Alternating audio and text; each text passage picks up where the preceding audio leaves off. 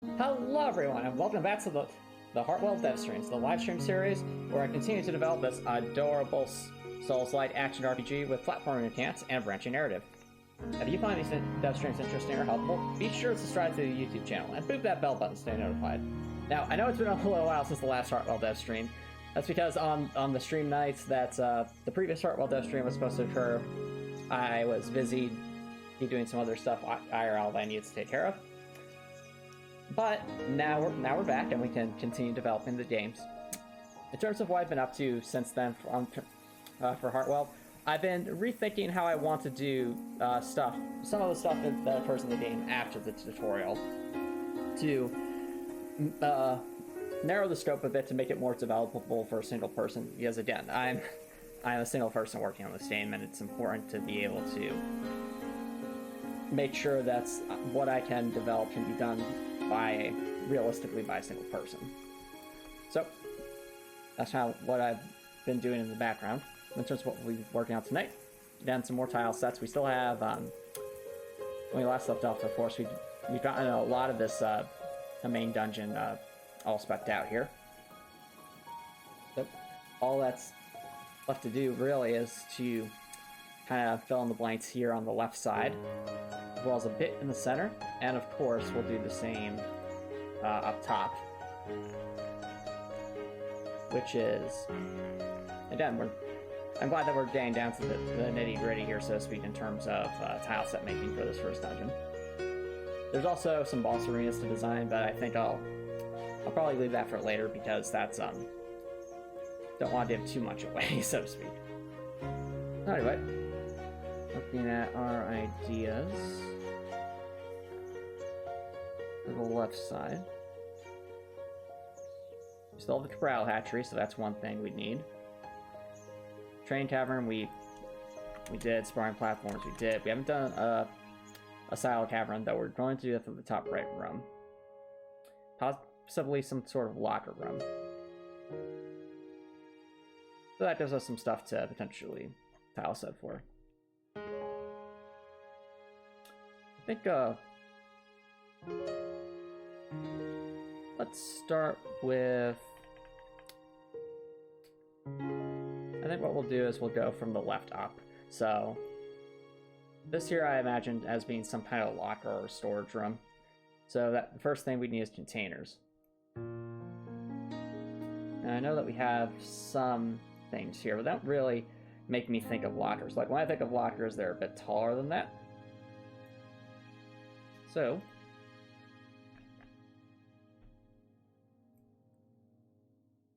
hop on over here.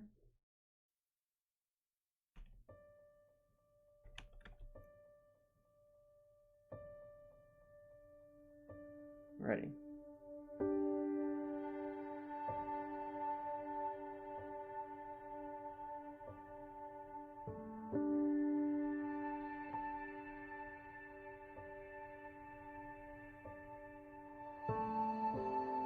I think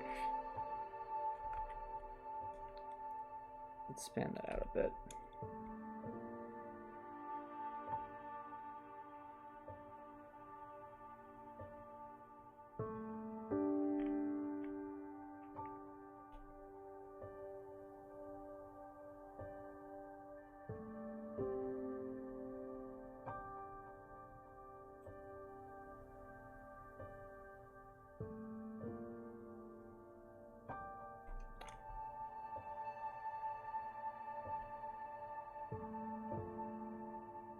I'll move that more towards the center. Not down at the center, but still, just to a place where it could actually be openable by a person. So probably around, might be too large. Yep, it's important to keep size and context here because the character's only this tall in the game, so I had a character stand nearby.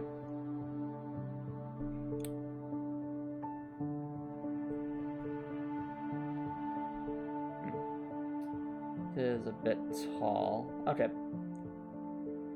You'll lower the height of that then.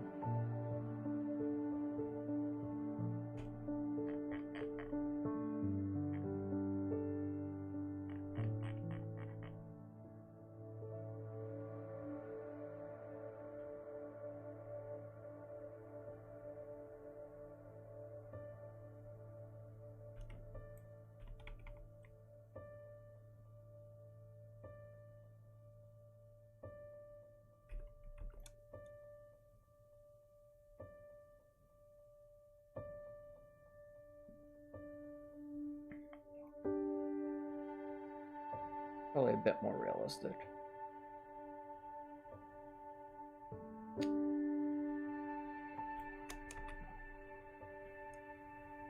Even just a smidge lower.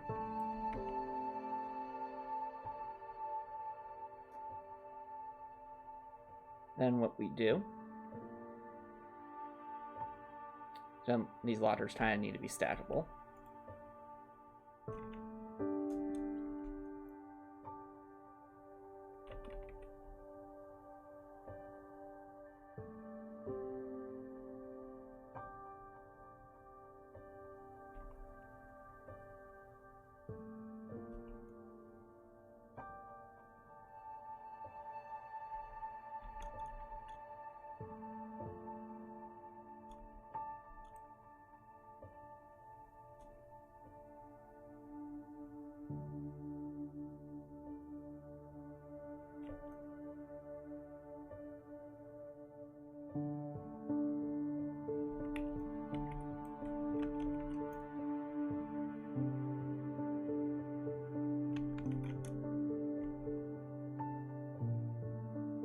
All right.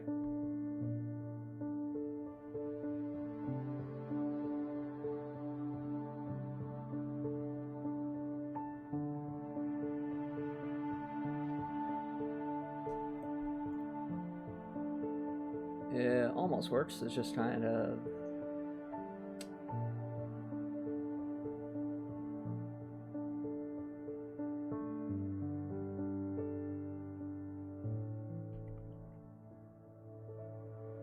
do that.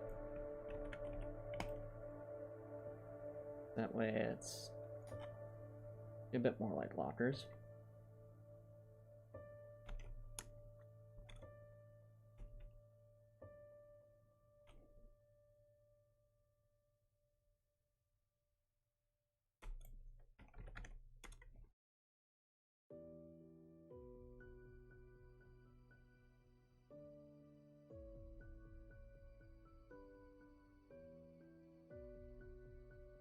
Mm-hmm.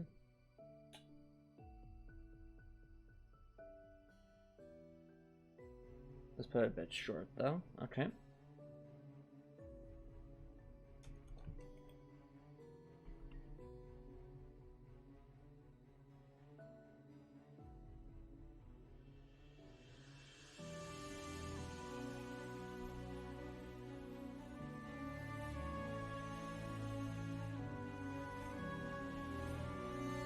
Of course, the other option is just to move this entire length or add a fifth one.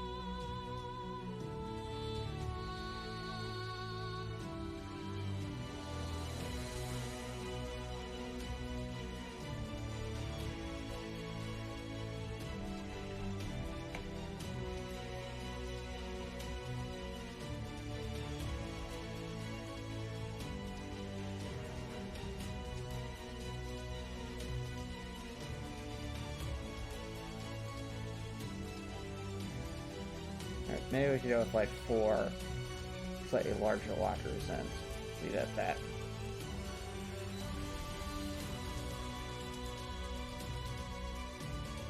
Do something like this.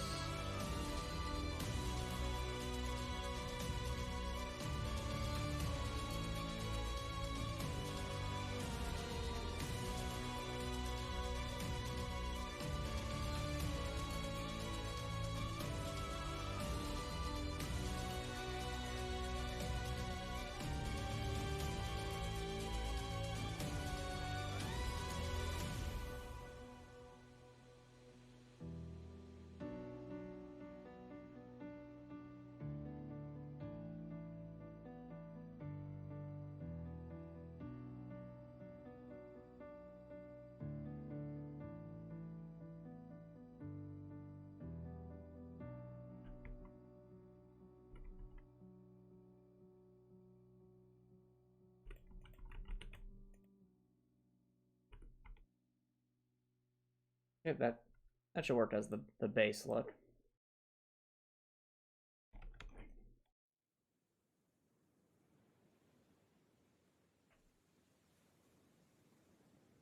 In terms of what to put up here.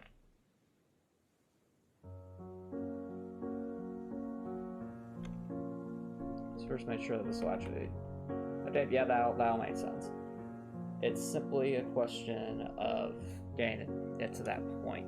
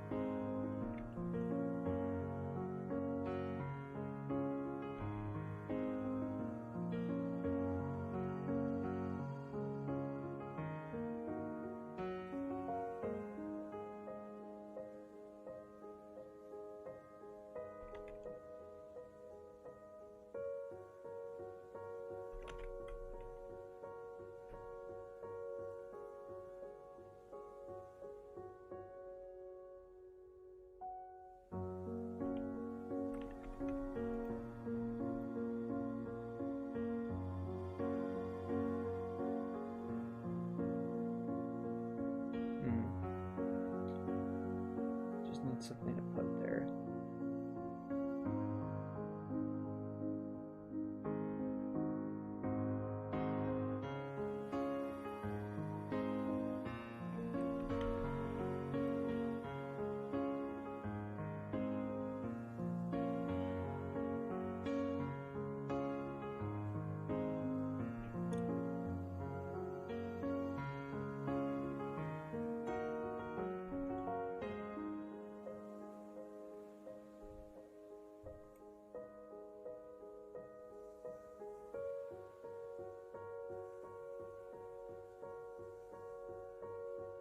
Probably put like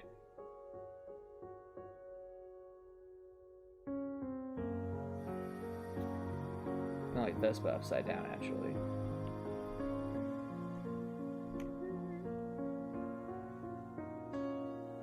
Did that work? Okay.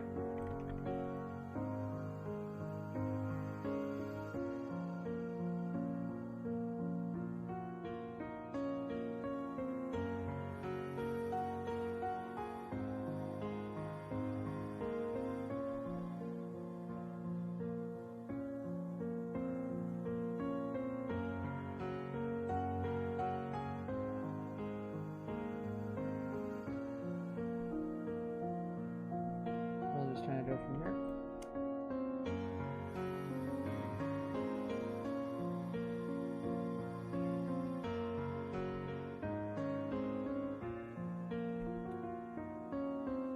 Alrighty.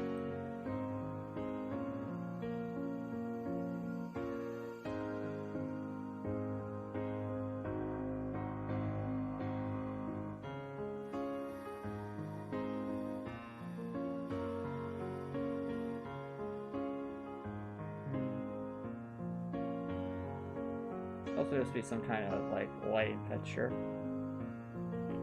Or we could even go with piping because yeah, for this area there's definitely some more limited space for that.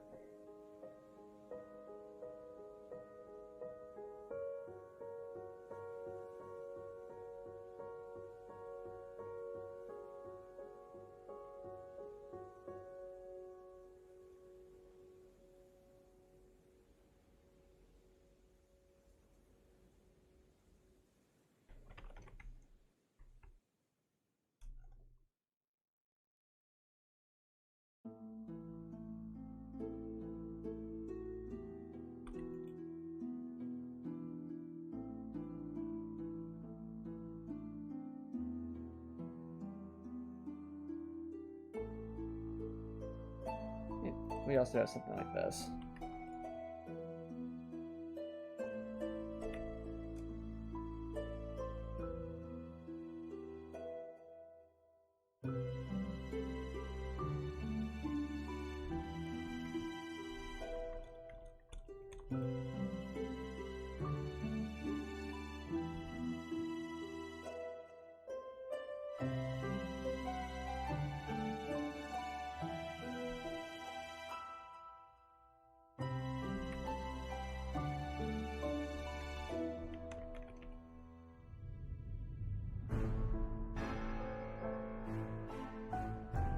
Okay, that could work.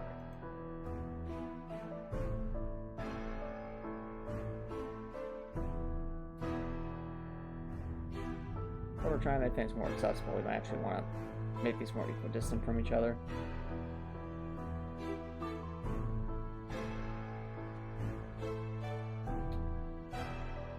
Move that down a wee bit.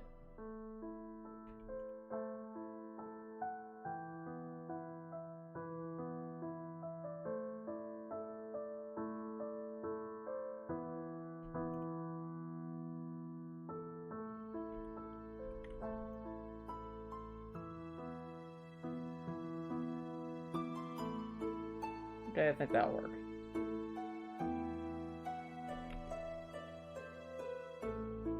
Yeah. Alright, there we go.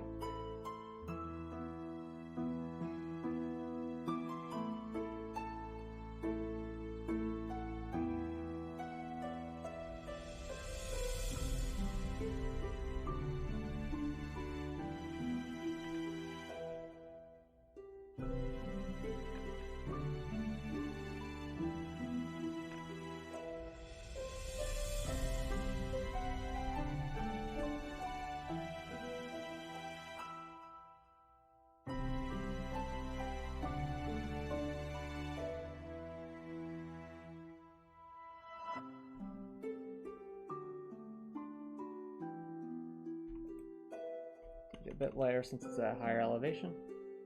Alright, and there we go. We have ourselves some lockers.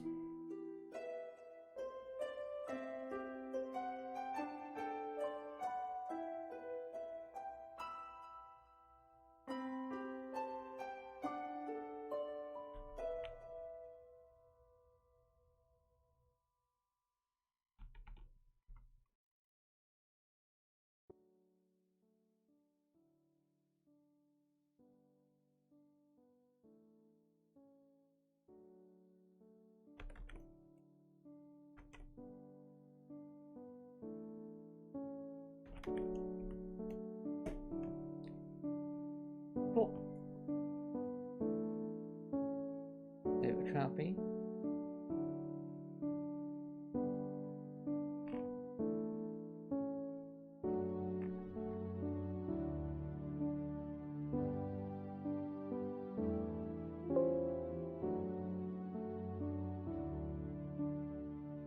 Now we have some laundry tiles to work with.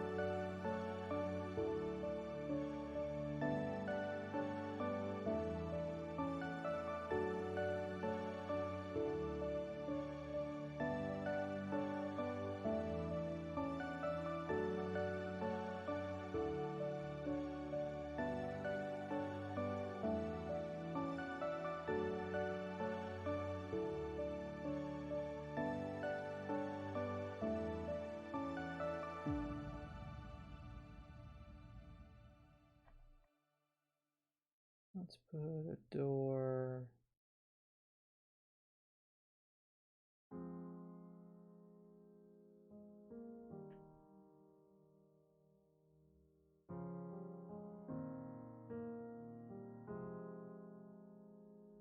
Right there.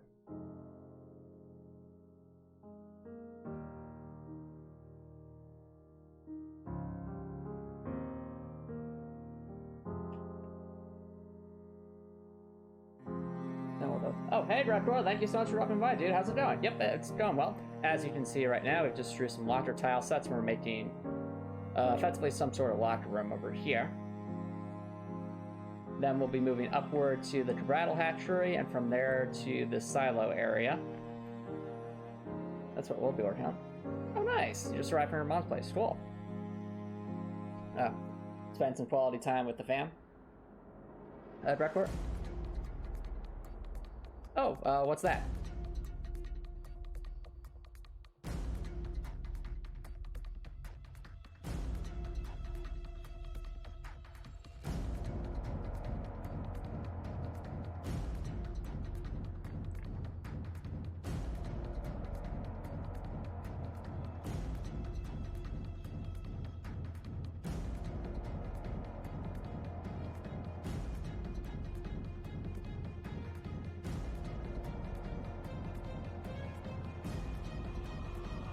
Oh, I see. So you're taking like some kind of emotion meditation?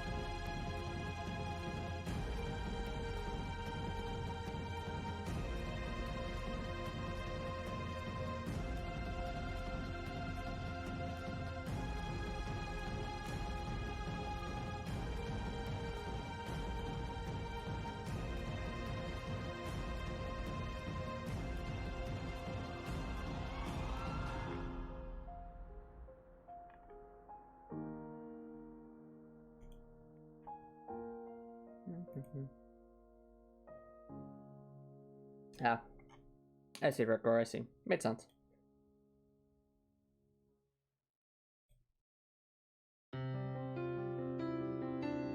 Right. That looks a bit weird right there, so let's fix that.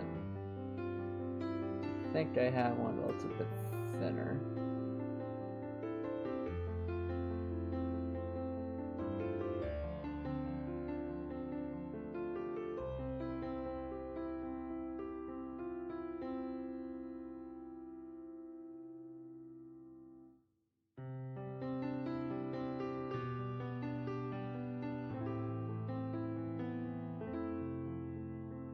I can do that. Or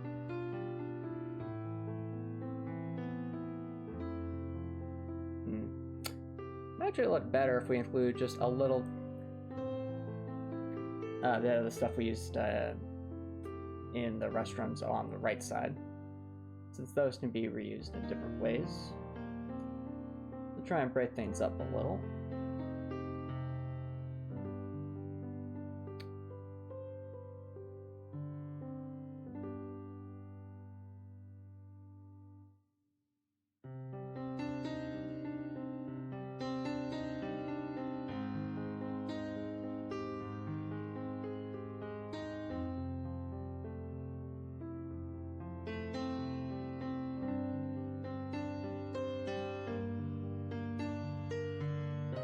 There we go. It's a little bit cleaner that way.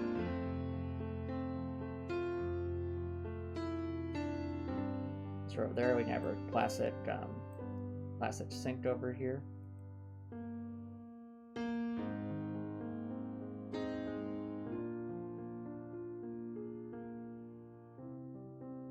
Actually, that won't really make much sense because then that would be going in over there.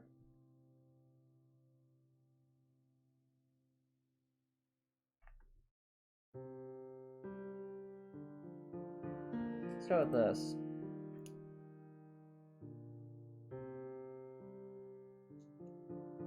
Not like that.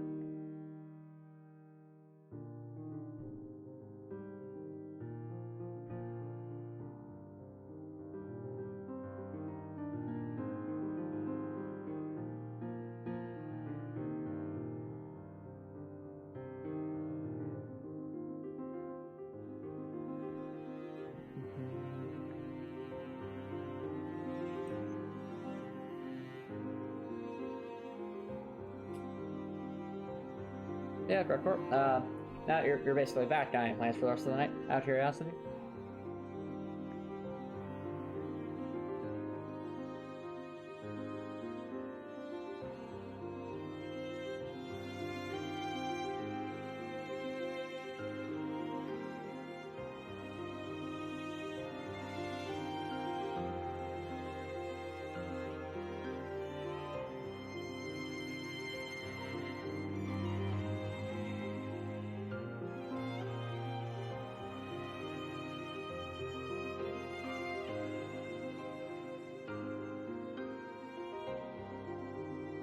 Oh, I was asking Rekor, like, got any plans for the rest of the night, just out of curiosity. For me, it's just gonna be probably some more of these Tilesets making. But if we get very far, then I'll consider doing perhaps design the boss arenas a bit.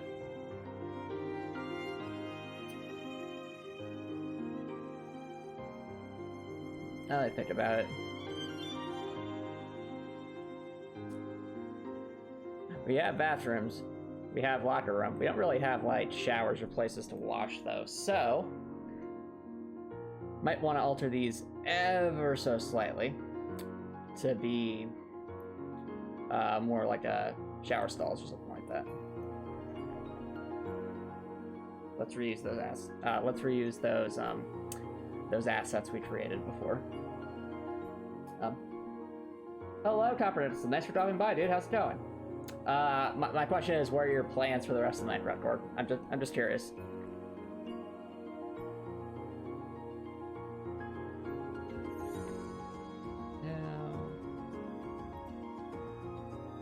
Yep.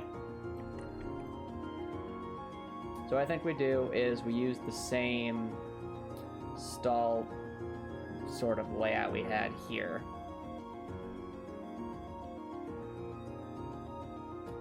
But instead of...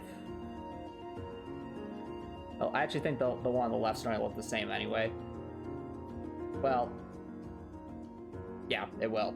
Because all we're changing is what's over here. And I'm thinking we still have like a wooden support, but we get rid of the back support to show like some kind of pipe. So do that. We'll have our industrial pipe here. Oh, you're not working on your game mode. That's awesome. What do you plan to work on for your game? Oh, what was the promotional thing, Copper Nicholson? Do tell. This is like a free class or something?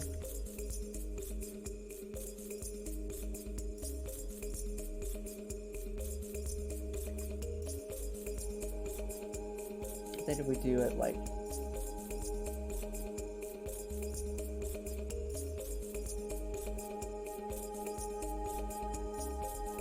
It might be more obvious what this is if the people can actually see this a bit, so...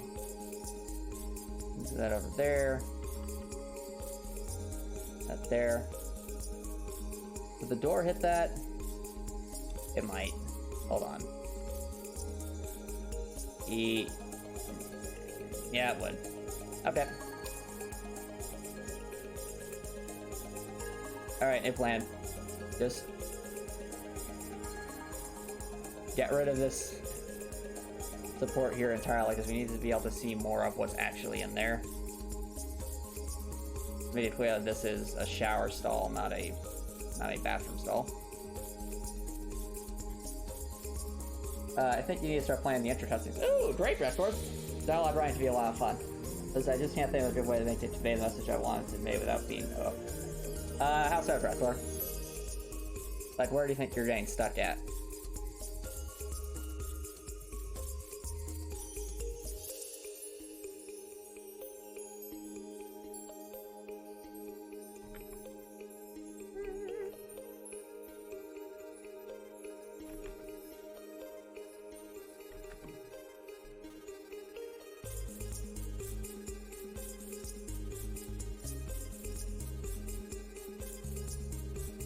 Oh, cool. That sounds like fun, Copper Nicholson. Sounds like a good deal.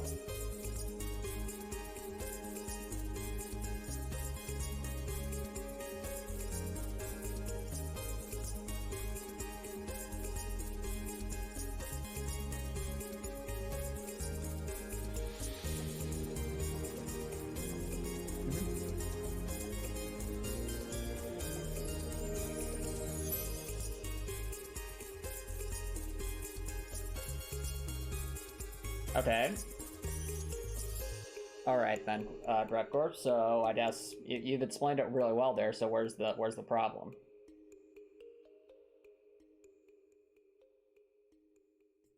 Okay.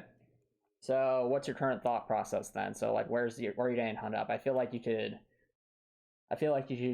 convey that across pretty quickly if you needed to.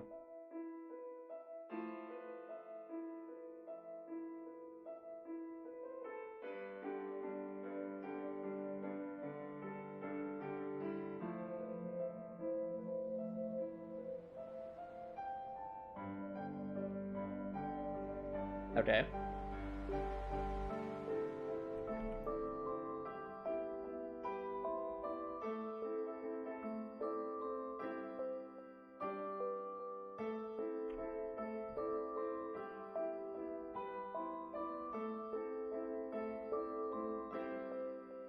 Yep, no problem, Dr. Nicholson.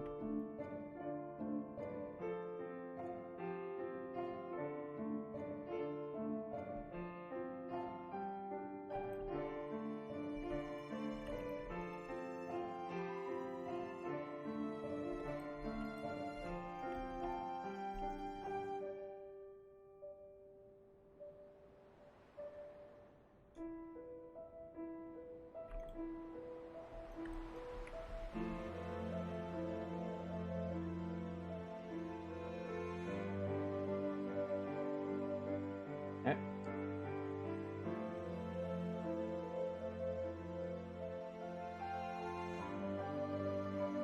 Okay. Well, you're describing it well, Reckler, so again, I don't see where the problem is at this point. You're saying you're worried about it being too long, but so far what you've described sounds like it could be conveyed in less than 30 seconds.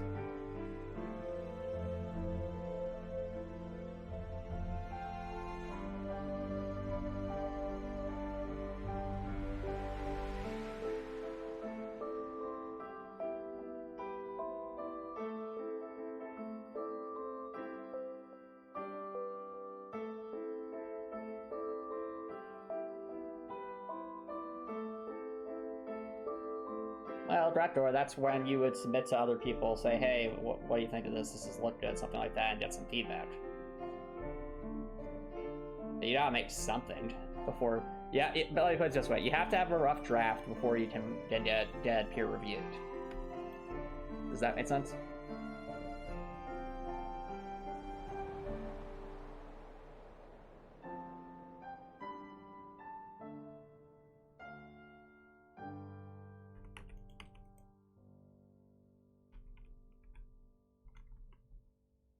Yep.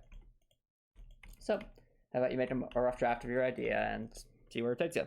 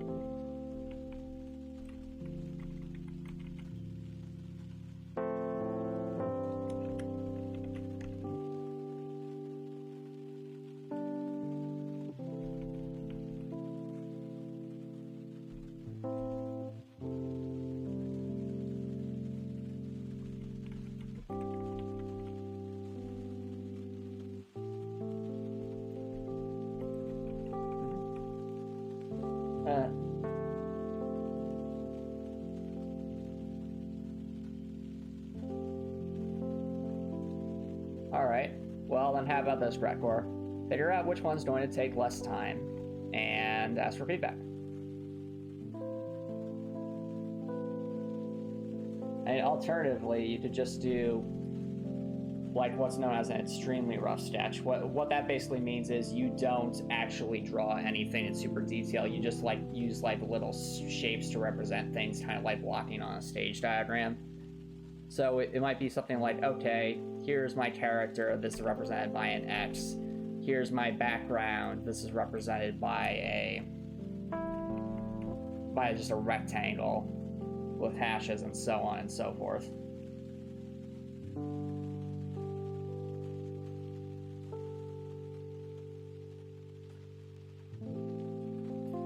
And that way you haven't really are committed to anything, but you're at least conveying the idea.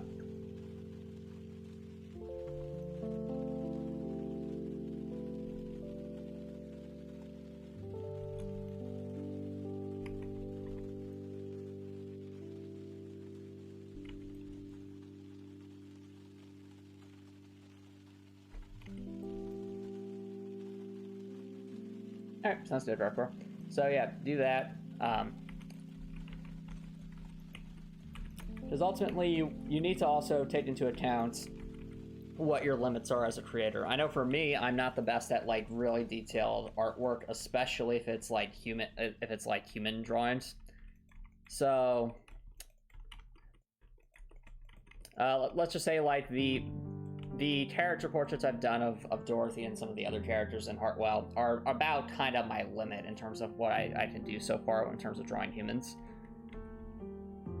And to that end, I use that as part of my scoping for how I decided what's to draw for the opening. We'll say the opening in Heartwell, and that led to some design decisions, like trying to do more symbolic in certain areas because I simply wasn't good enough at artwork to draw what I kind of envisioned. So it's also about it's also about learning your boundaries in that sense.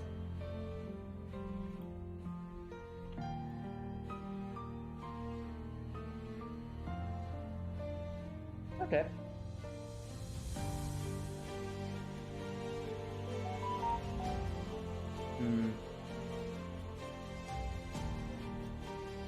If I do something like that, so it's like kind of resting on it.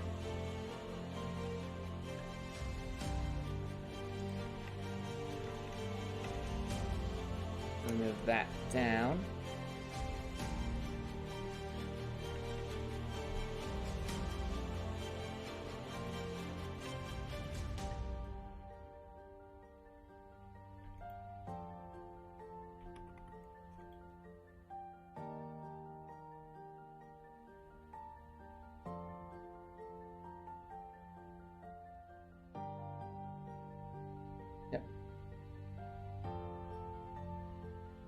Alright, well in that case, Repor, another thing you can do is, this is actually something I did recently with Heartwell, is I write down all the steps I would need to do to enact my vision for a specific thing. And then I see just what that would entail, basically trying to scope out what it would take to make a certain idea a reality. And the obvious question is, why would you bother doing that in Antomicx as opposed to just getting right to it and trying to draw the thing out? Well, because it can save you, in project management, just in general, you need to know what realistically can be accomplished in the time frame you're doing with the labor hours you have available. And because of that, simply writing down what you intend to do and plan it, it does two things. First, if you do have the labor potential to accomplish your vision, writing it down in a plan is just going to help you be much more focused and much more efficient in the long run with trying to accomplish that thing, especially if it has multiple steps, which with game dev, a lot of things will have multiple steps. On the other hand, suppose you write it out and realize, oh wait, I actually can't do this in a realistic time frame, or you look at how long it would take you, and it's like what should be something that should only take maybe a few weeks actually ends up taking years, and you're trying to weigh the cost versus benefit, like the cost in terms of time versus the benefit of how much time you're putting in versus what's the net effects. That can help you make your decision as to like, okay, if I have one person working to do this vision, it might take me a year to do it in something like that, or it might take 6 months. And what am I trying to do? Maybe it's trying to convey information in an opening cutscene. And at that point you realize, oh wait, that isn't the way I'm currently portraying my vision, isn't realistic with the labor I have available.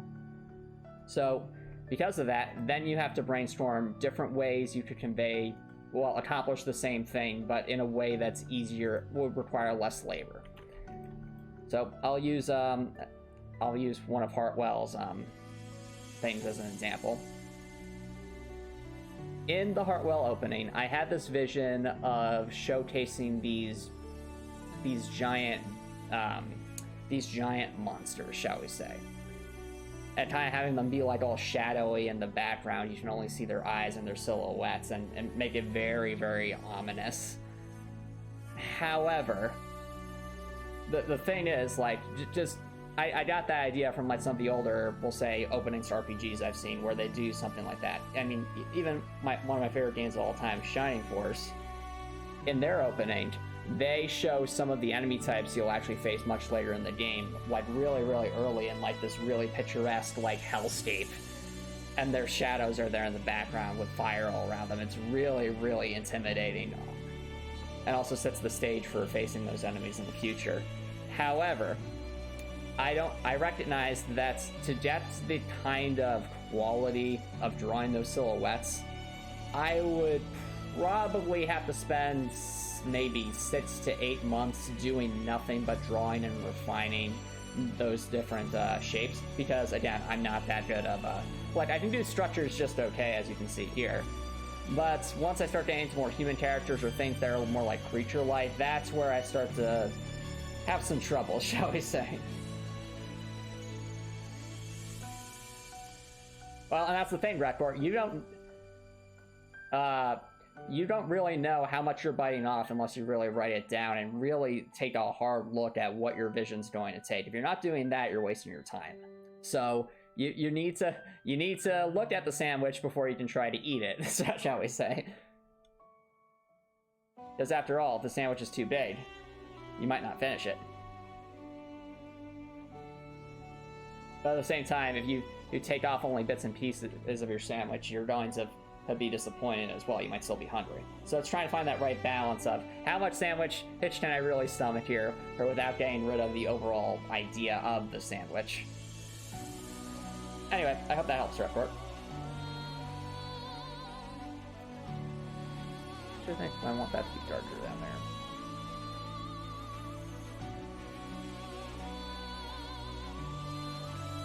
Let's do...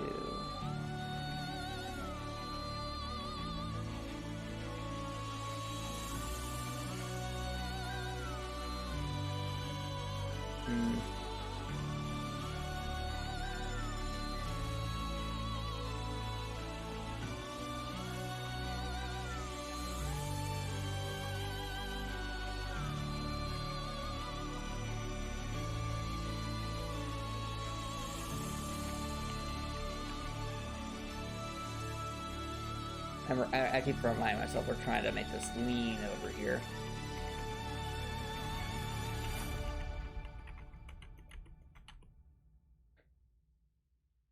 Let's wind that a bit.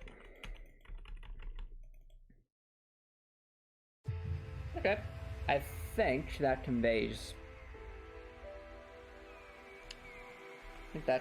shower. Yeah. That should convey shower. Alright.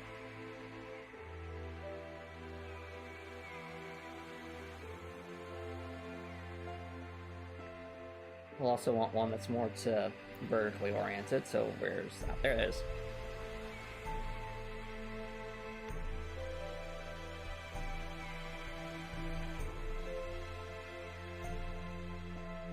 What we do is that. But instead of that toilet down there, we'll have a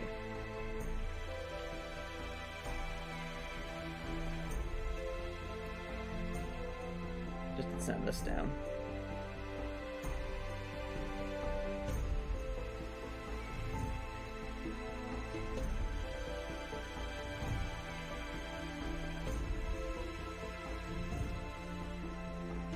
Maybe that's all. Yeah, what? 2, 3.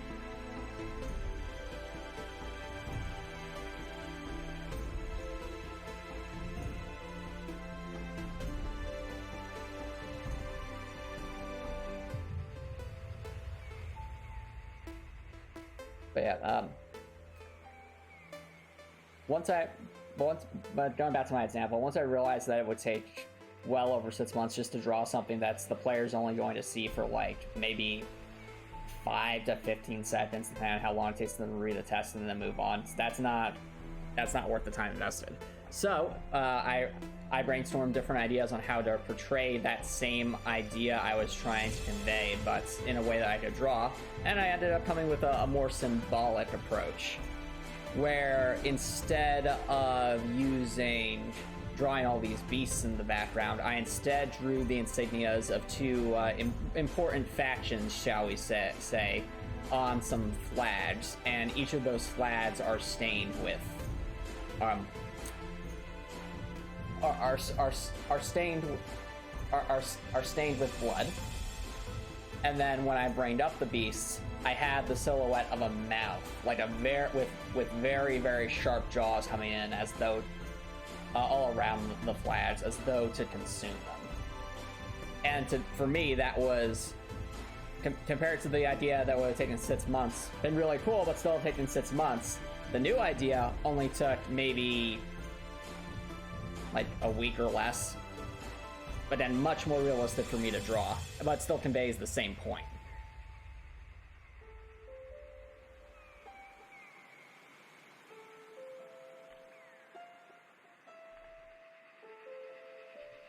Yeah. But on the other hand, some stuff might be worth a long-term investment. For example, if you all remember the stat menu system, that thing, oh boy. I probably spent, from the moment I conceived it to where it is now, is with the menu being fully functional and stuff, probably anywhere from like 4 to 8 months. But at the same, you might say, well, that's a pretty long time for one person, and I agree with you, except for the fact that this is an action RPG, and all that upgradey stuff is actually pretty core to the gameplay loop. And bear in mind, that's 4 to 8 months was after I, again, cut out some things that would have just been way too ambitious for one person to work on and realistically complete. But part of that also involved just getting some good feedback from people, which, again, I appreciate from you all. So fun fact, my first draft of that RPG menu system was actually not particularly popular because there was just way too much information on one page. And that feedback was important because it helped streamline the system. Now, redesign took, I think, well over a month, but it was worth it because, again, you're making something that people want to play, including yourself. Yep, that makes sense, Redcore. So, anyway, this is kind of my little rambles about game development and trying to be realistic. I'm also realizing we will need some kind of drain because otherwise the water will go everywhere. So, let's see here. Where's the drain?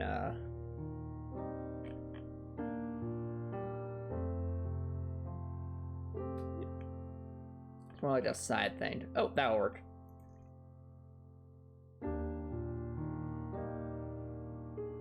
Can't really have a shower without a drain. That's kind of that'd be a bit of an oversight.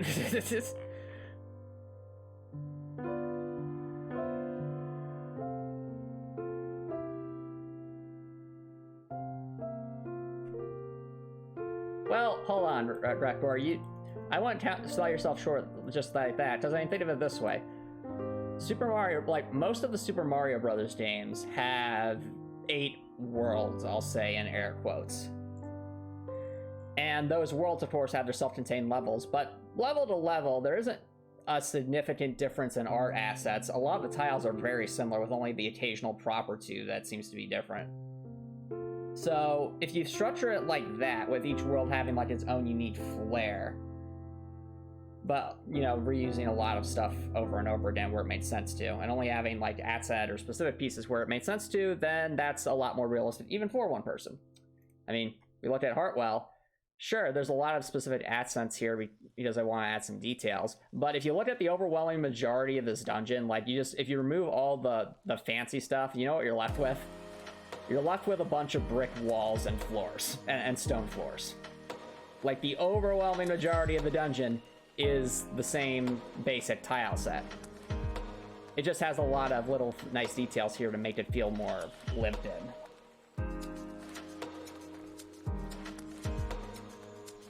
So, with your worlds, Brakor, if you make it so that there's like a core tile set that you use for most of the stuff in the worlds, and you're just adding props here and there to, again, portray something, that's quite realistic for one person. It also depends on how far you want to go.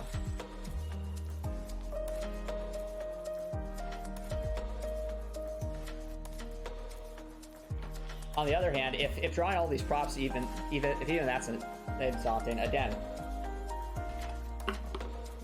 try to estimate how long you think it takes to make this stuff, and you're thinking it's too long for what the gain is. Then what you can do is try to, you know, rethink things in terms of what would require you to use fewer tile sets and why.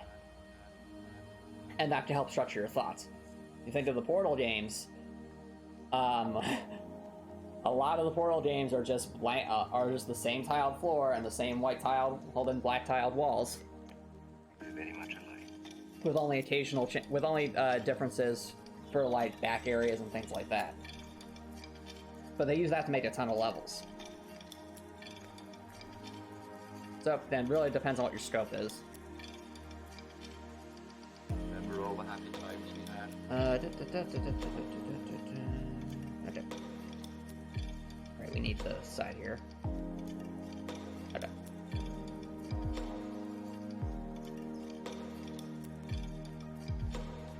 Very much alike.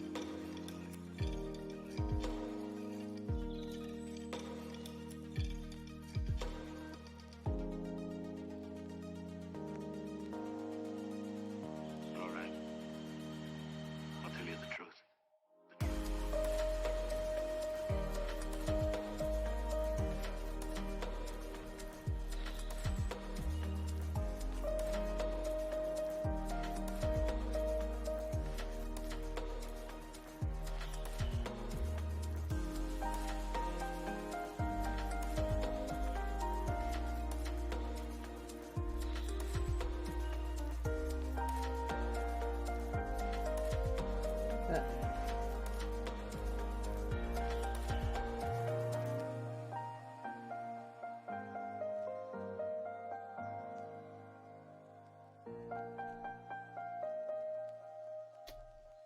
Oh, that's a different thing, Gregor. Are you, I guess, with the scope of your game, Gregor, are you intending to,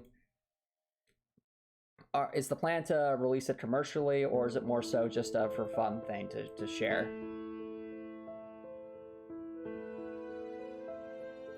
Because obviously if the intent is commercially, you should be making your own tile sets. Like, that's, I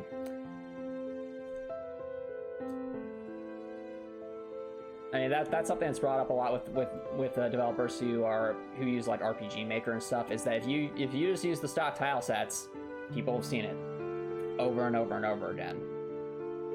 And oh, it's a hobby project, you don't really intend to be huge. Okay, well in that case, well, I mean, if it's just going to be a hobby project with no intent to commercialize it, then you can just use the, you know, the stock stuff. You don't have to edit it too much, if at all, because you're just trying to make the hobby project. Again, this all goes back to scope.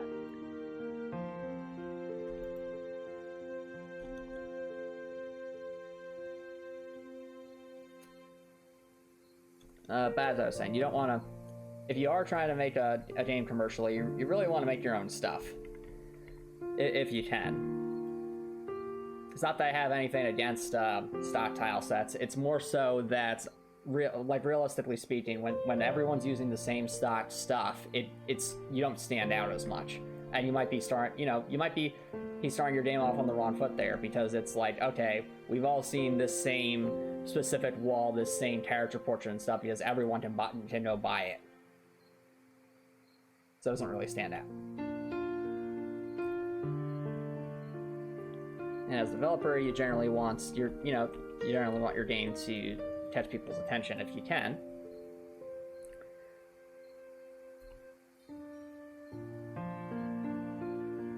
Yep, makes sense, Redcore. Hi, welcome back, Hopper Nicholson. I'm thinking 4 main dimensions, each with about 1 or 2 set dollar dungeons, and then some tiny asteroids and abandoned space stations to explore. Okay.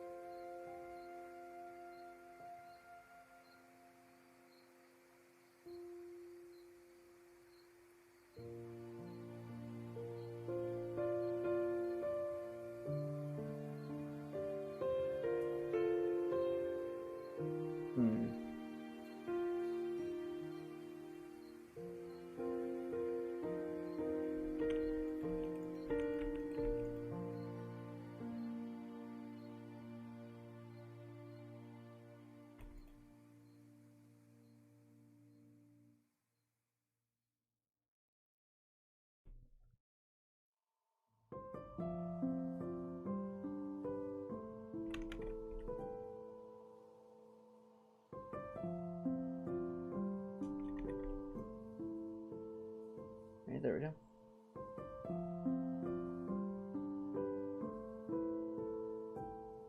Ah, I see, Ripcore, I see. Okay, makes sense.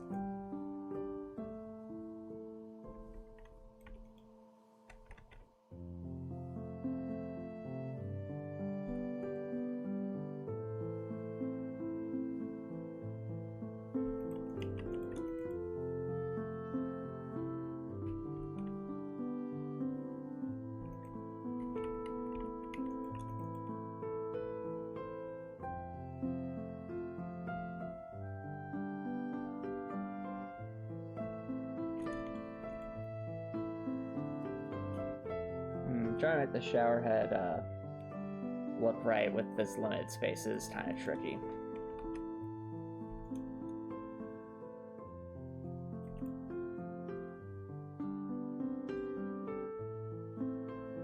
That could work.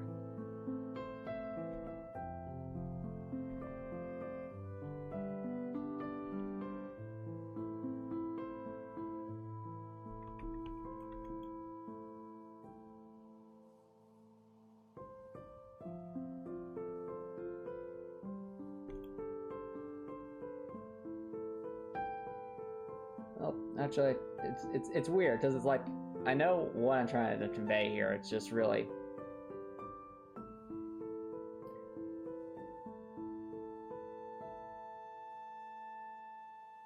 I'm not sure, Copper Nicholson. I'm not sure how that phrase goes. Anyway, I'm trying to make this look like a shower head here. It's just not quite lining up the way I imagine it would. Chat, you can tell me if I'm overthinking this or not. Like if this right here on the bottom right is what it looks like. Does that look like a shower head, or is it just still kind of meh?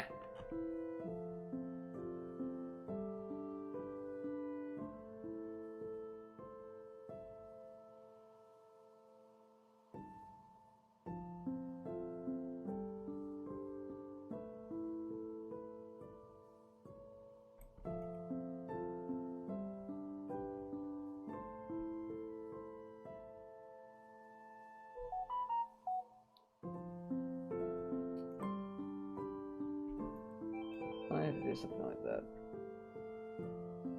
I mean, it's not going to be...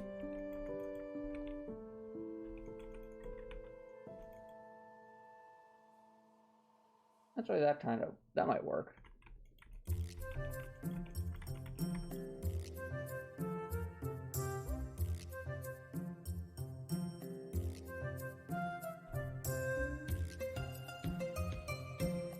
Well, I mean, this would combine right here. Obviously, the frontward face makes it a bit more obvious. So we have this little drain here, probably right there.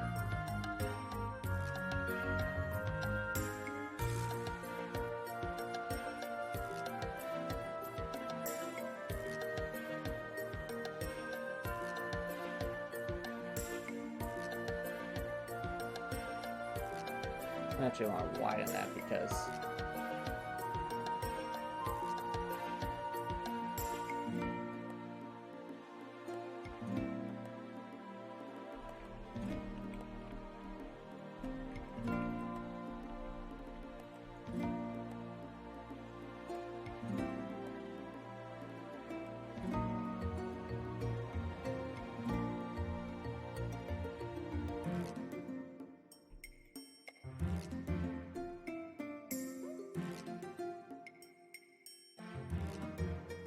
I just would print a bit more. You mean on the left side? I mean, the problem is if it did, it would actually be outside of the shower stall, because on over here, it's more so like you're looking at from the side as you're going towards the wall. So, just want some of that right there.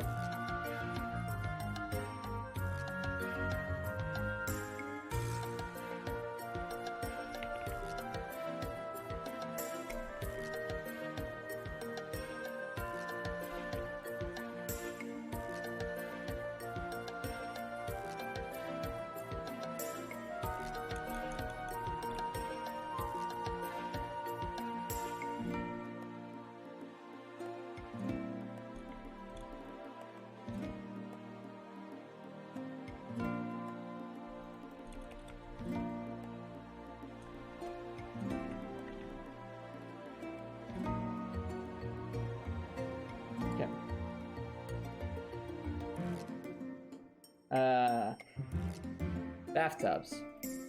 You know, I haven't considered bathtubs. That's a good point, Copper Nicholson. But the thing is, even if I did go with the bathtub, I would still need some kind of thing for water to come out of.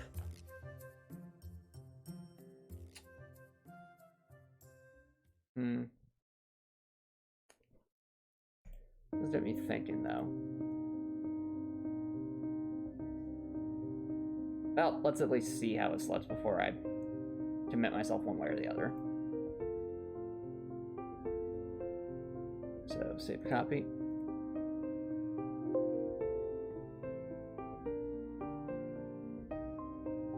Yep, so, this is the context here. Let's add the tile floor just so that it looks right. So...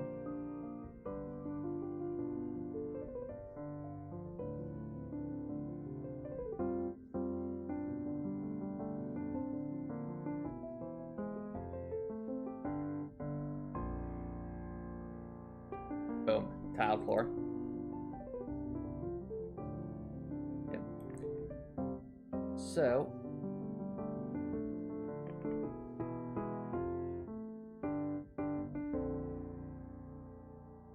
vertically facing shower stall.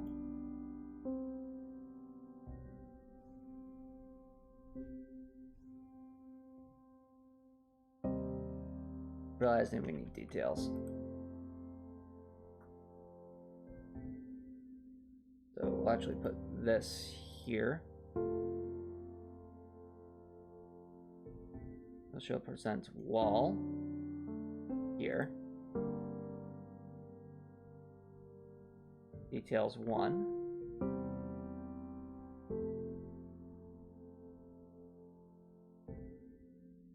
Why a dolphin's Copper Nicholson? I don't understand.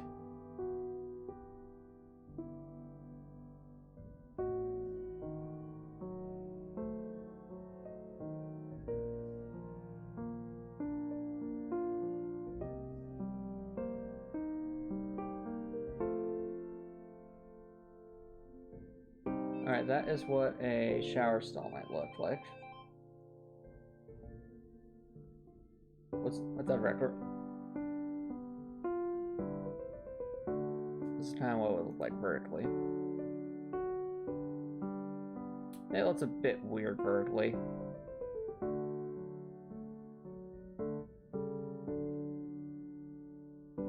What do you mean make it from scratch like I'm making in mine record?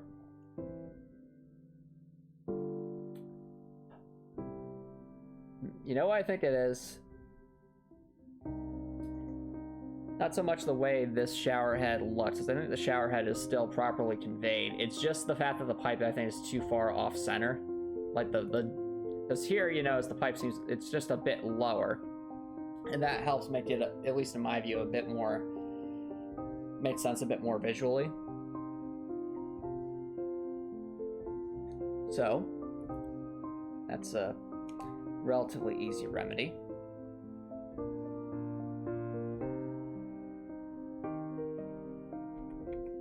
Showing you around there.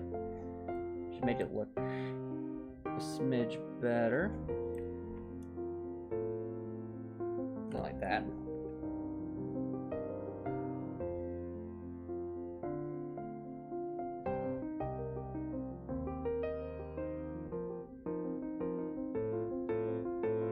If I move the drain inward, so you're talking about this, or am I... Oh, right, I see what you're saying. Oh, wait, hold on. No, there should be a wall there. Hold it. It look more like... There we go, that's more like it. Yeah, that makes more sense from perspective. I got in the perspective wrong there.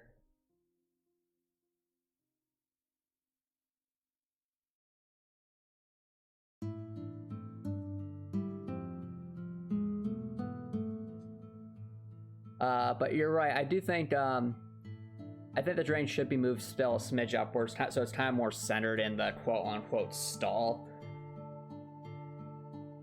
Since we notice for the... Yeah. Let's move the drain upwards a bit so it's a bit more centered.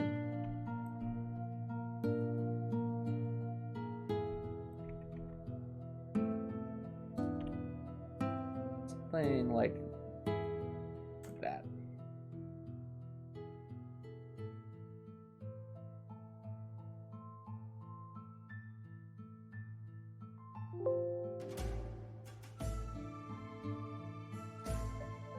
I'm glad you noticed that, Rekor. Kind of a cramped shower. I wonder if that's intentional.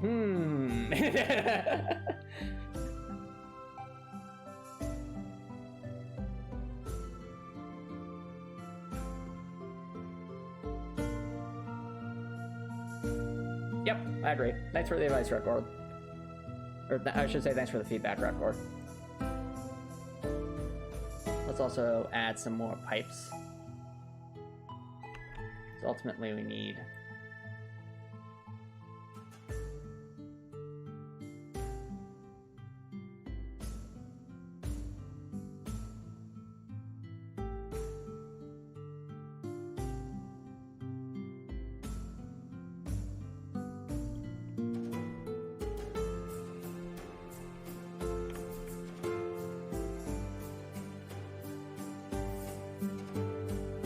lamp nicely.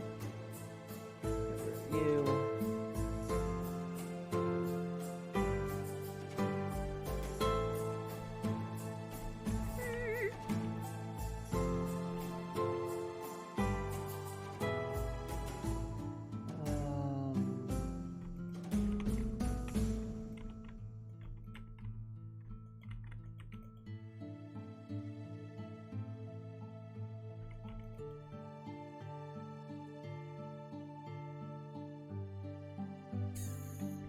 I like it a bit better cornered like that.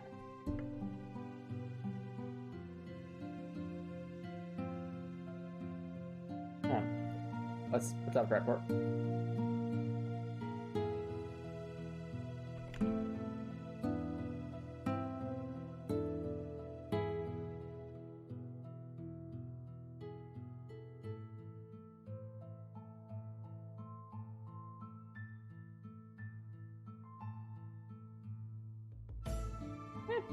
That can happen, Rekor, for sure.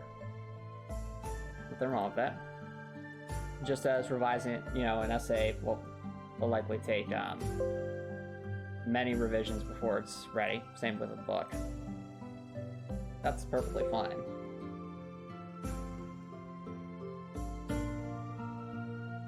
You also want to make sure that you have an end state, though. You don't want to do something forever.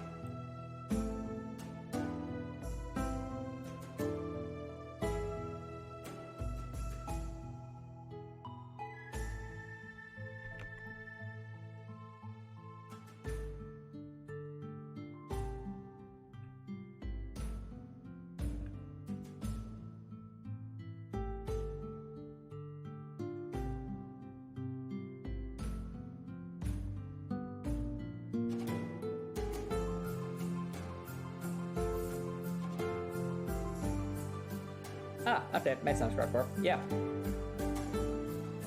Yeah, using fewer pixels would make, you know, you could... There's actually pros and cons to that. The pro is obviously fewer pixels means there's less stuff to draw, but at the same time, fewer pixels also means it's harder to convey information. So you need... There's a balance to be had there.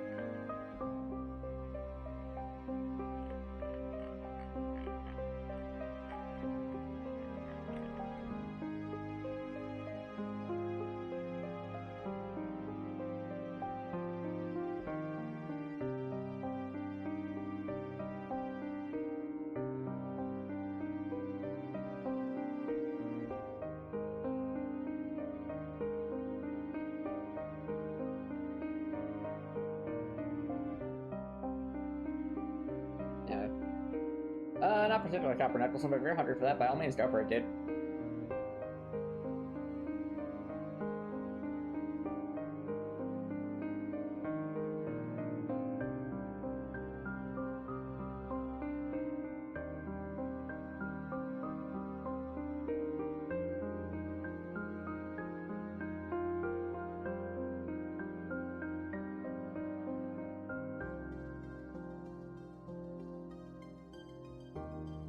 Alright, I think that makes... That's a bit more fitting.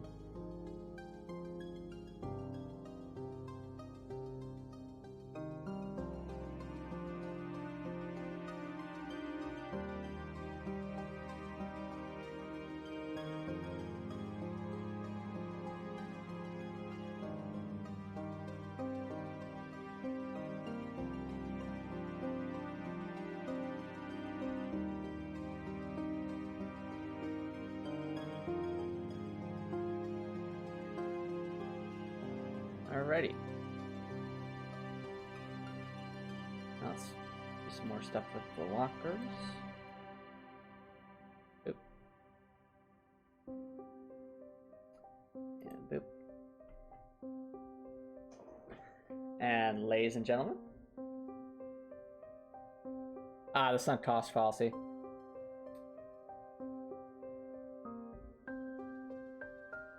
Oh, great question, Copper Nicholson. I'll answer that in a sec. First, with the sunk cost policy, I can completely understand that. Because, I mean, some of my initial idea, because I had grandiose and ambitious ideas originally for Heartwell that were way beyond what I could do without a team. And, having to simplify those can feel like you're giving something up. But at the same time, you have to realize if it's the difference. I mean, and a lot of this all comes back to the necessity of writing for great game design and planning things out. Because if you write down, we'll say, your revised ideas versus your current ideas, then you can actually weigh both objectively and subjectively the pros and cons of going with, we'll say, each alternative. Why do that? Well, that can make sure that you make a good decision. Whichever way you decide to do, whether that's keep what you currently have, or scrap what you currently have, do something else entirely different, or maybe meet somewhere halfway in the middle.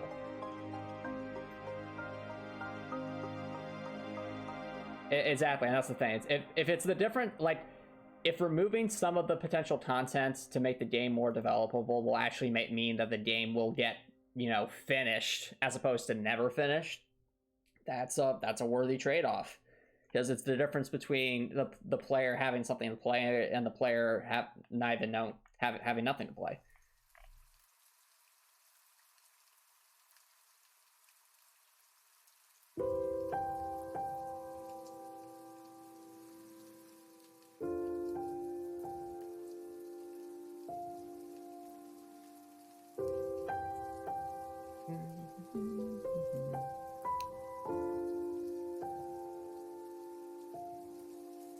Alright. Now, in terms of food, Copper Nicholson, I don't want to get into too much spoiler, so I would say the food you see here is a good start. So you're noticing there's various kinds of edible mushrooms, there's cauliflower, there's carrots, there's cabbage, there's pumpkins. We can also include snake eggs, and yeah, those would be the things that you can see so far. Well, let us also not forget apples, because of course Dorothy loves her apples.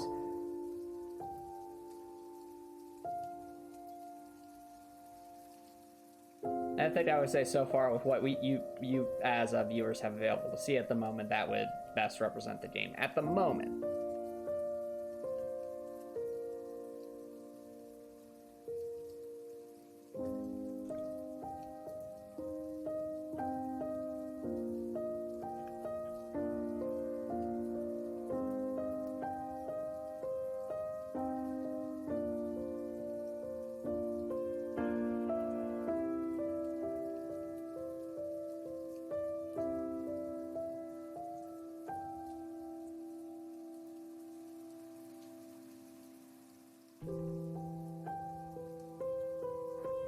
Yep.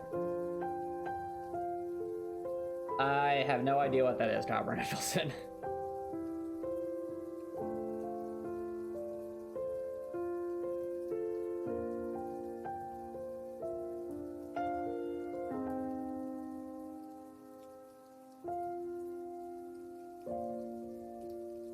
Oh, wait, is that, sorry, a snack merchant that sells apples? So you're thinking like an Adam and Eve kind of thing?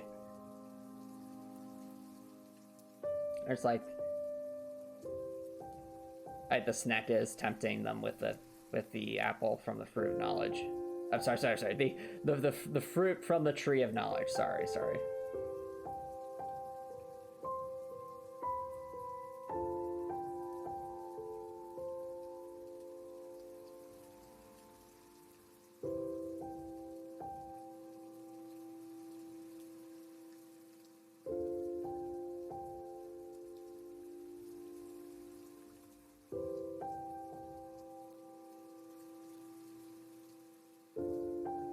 Looking good.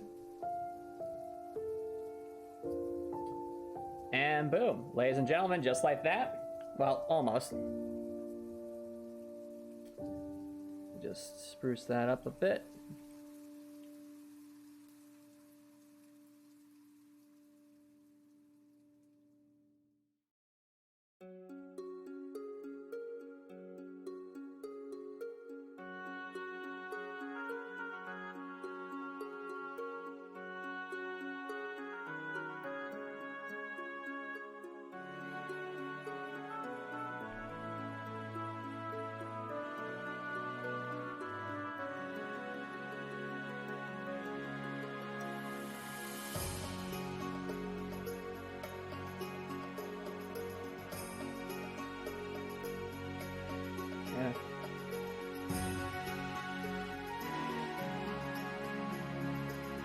Oh, well, Copper Nicholson, the fruit of knowledge is from the original Bible story that what you're talking about is probably based on.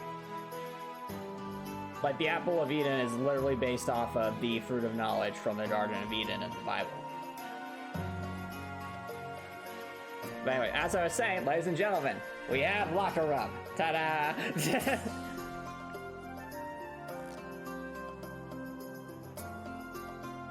Yeah, no, it's fine, Record, it's fine.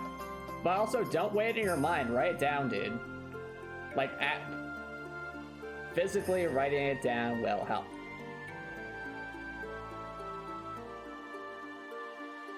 Why do I say that? Well, because flaws that might be ignored or seemingly not obvious when you're thinking about it in your mind become painfully so when it's put on the written page.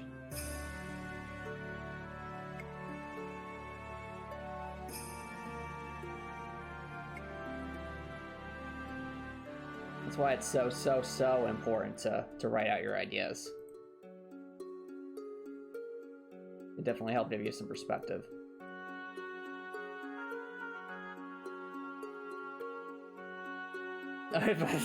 That's funny, Record, that's funny.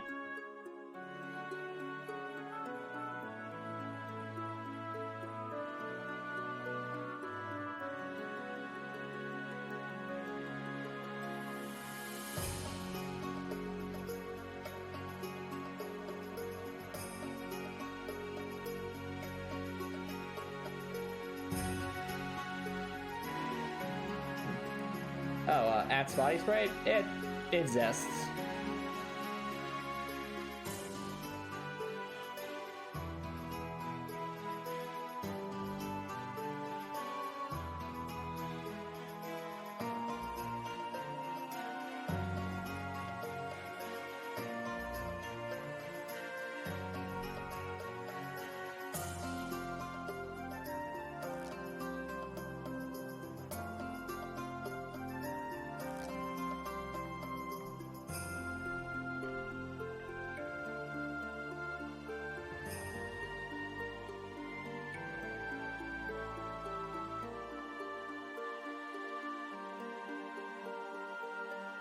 Alright, I think that's looking pretty good. Left side of the dungeon's coming together, chat. We have our locker run there. Now let's work on the Cabrattle hatchery. Okay, so...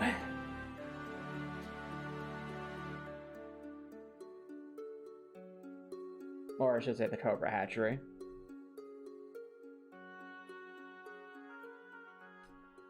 Let's think about this. What do snacks need? Snacks need food, and snacks need water.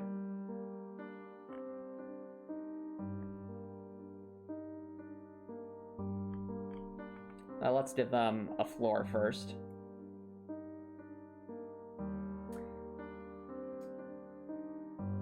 Food, water. I don't think snacks necessarily need sunlight.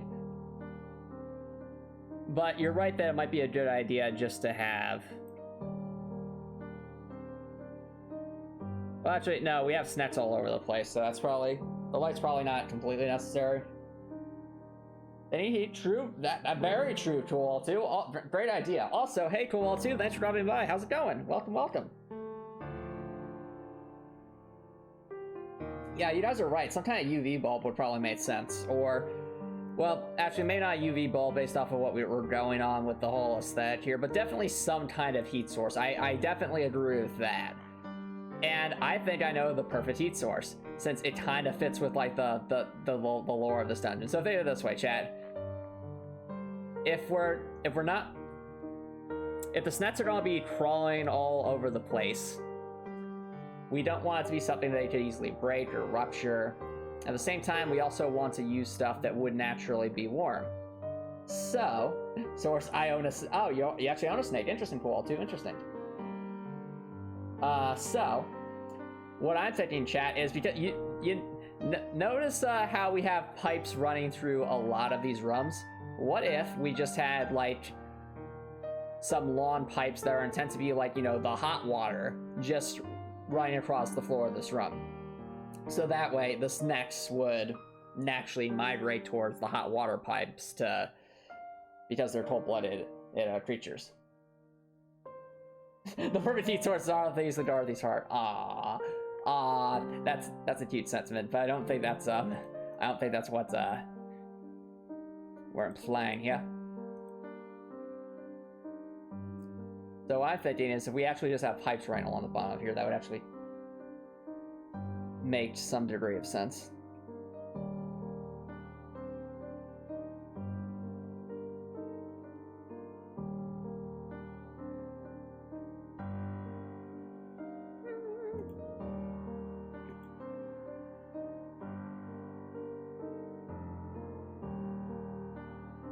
Yeah, as I was saying, so what we want is just hot water pipes running across here. Then we can have like a pool somewhere for it to collect water. So probably want to put it in the corner here. Well, since the... Or we could have like some kind of irrigation basin where there could be some water for them to drink. And then the corner could be like a food trough or something. So I have to imagine people don't want to be wandering around in the snack hatchery unless they absolutely need to for some particular reason.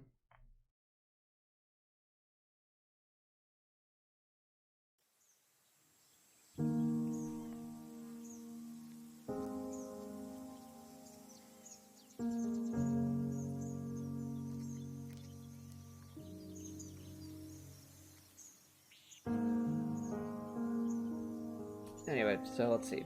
Pipes.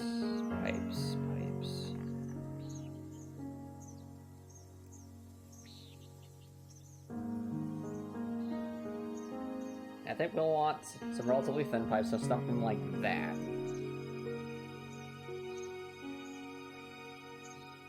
Might actually be able to use this as the baseline.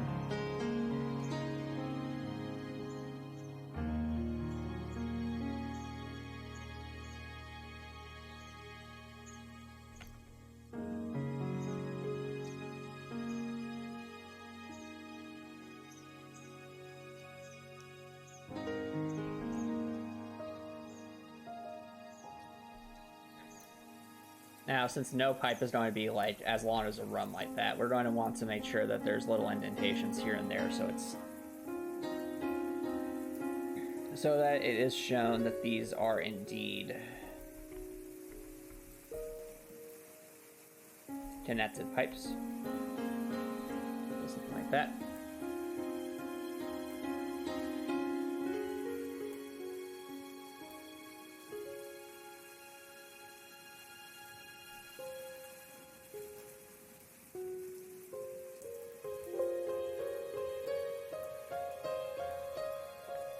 Right.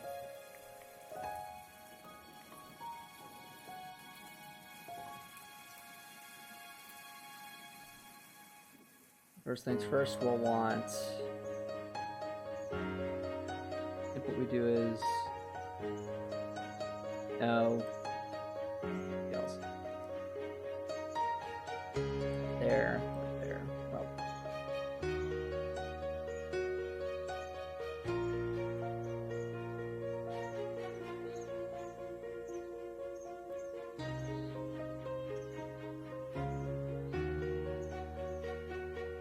I take it back. We want those pipes to be super, super low to the ground so that it's implied that this is not a platform. And the last thing we want to do to the players is some confusion there.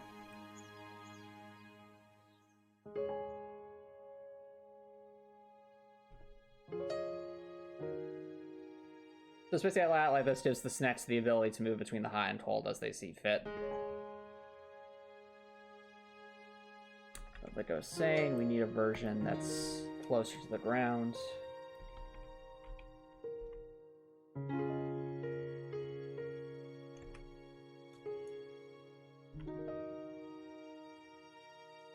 I don't want to even go that low, just to... We can do that.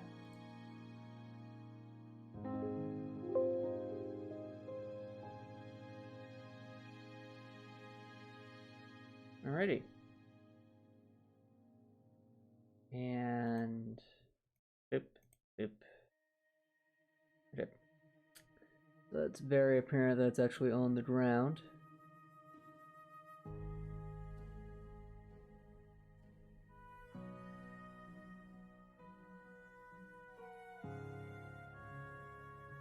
Now the snacks need somewhere to drink water, since all this is doing is providing heat.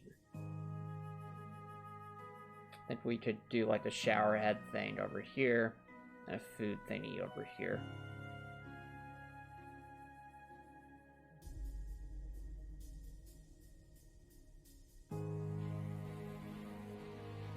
Actually, for food, they could probably just toss stuff into here from down there, and it would just need to be water.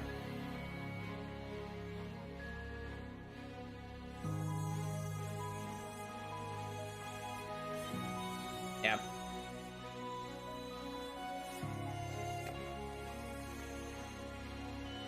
Let's make sure we have our water for the snacks. Probably over here, make a little basin.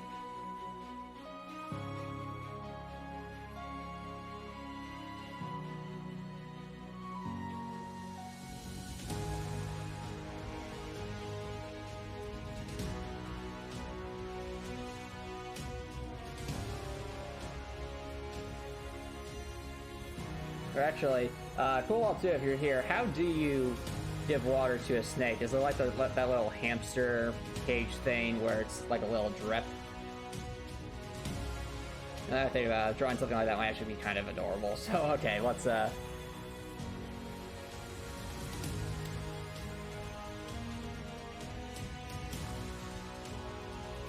use this as the baseline. Oh, you get a little pool and fill it with water. Okay, then my first idea would make more sense. Make like a little trough for them.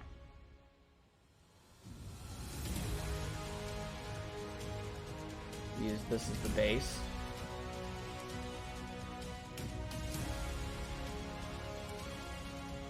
Outline it.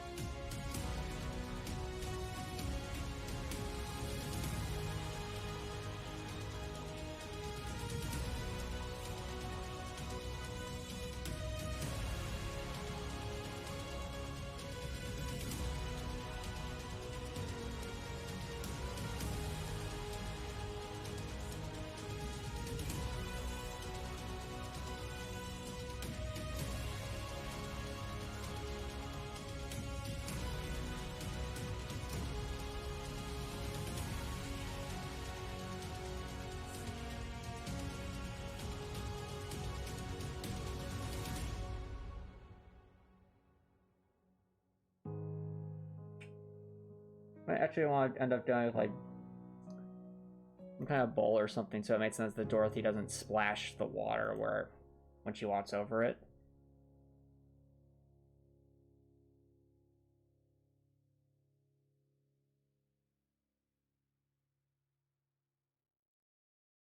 Yeah, water is like what? This color? Kind of. Okay.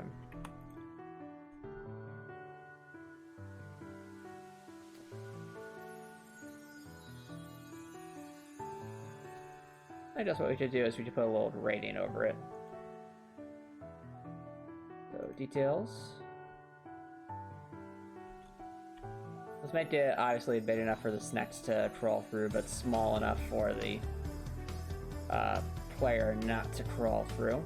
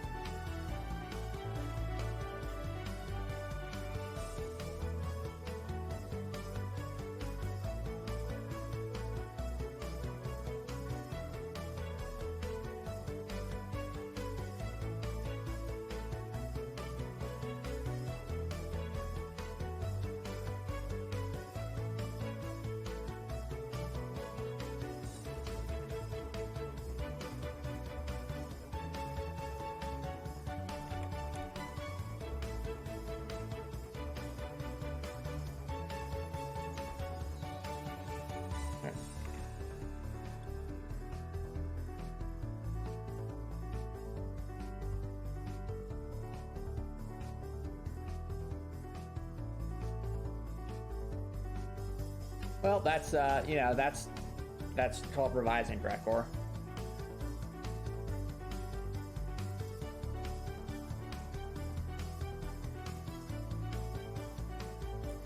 This is a natural part of the process.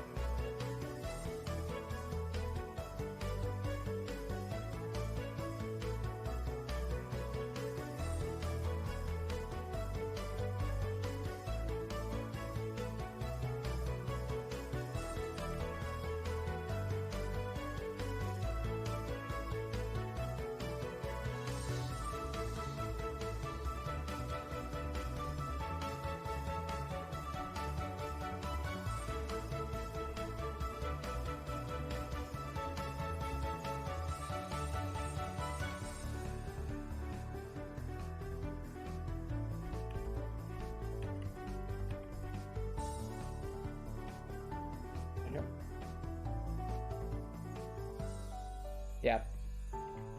Because making an easy template can help a lot, especially if you're doing something by yourself. And that's effectively what I did. Like, there's a process I go through for creating the character portraits in Heartwell.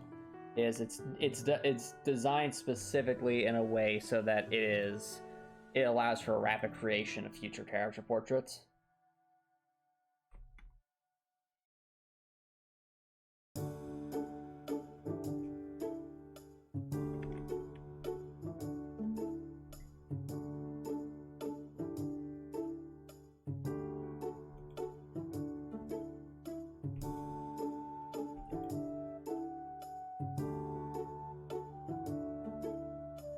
Close in for Dorothy. That's one way to put it. I see. I'm sorry to hear that, Cool too, but also welcome back. Welcome back.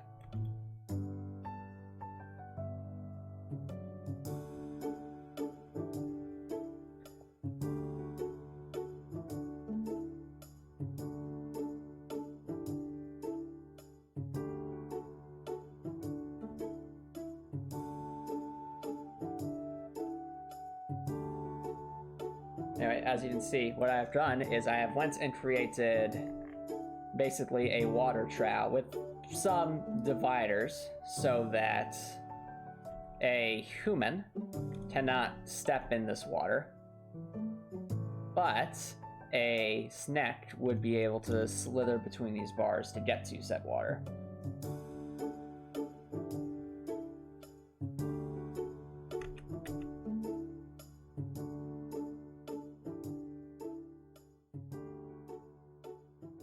Oh, yep, they absolutely do well too. They still ain't just dance frames. But thanks for the snack information. That's definitely helped make this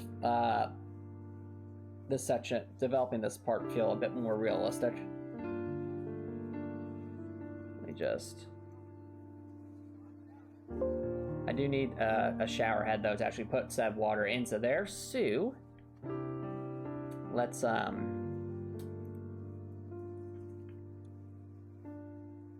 take you.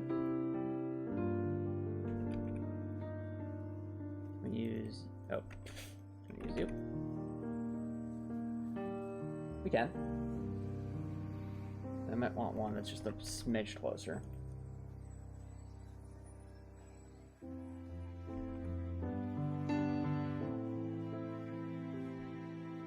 Like that, yeah. All right.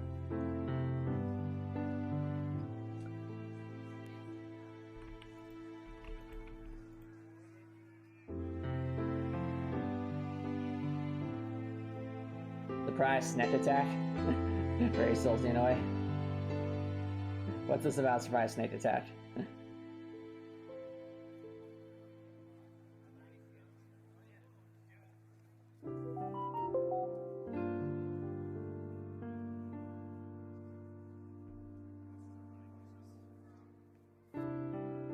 Alright.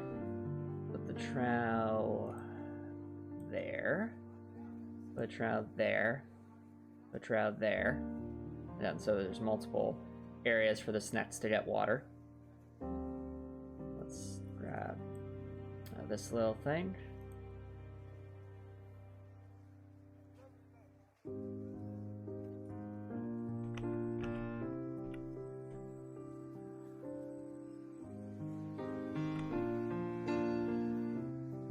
I don't like it that close to the ground. Let's grade a little bit higher.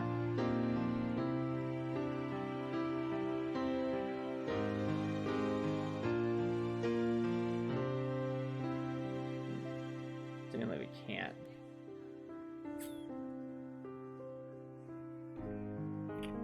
I have to rethink that tile set real quick, chat. We could make it super duper small.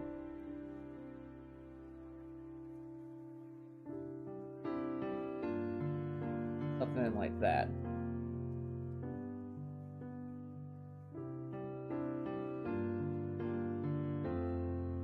Yeah, I think that works.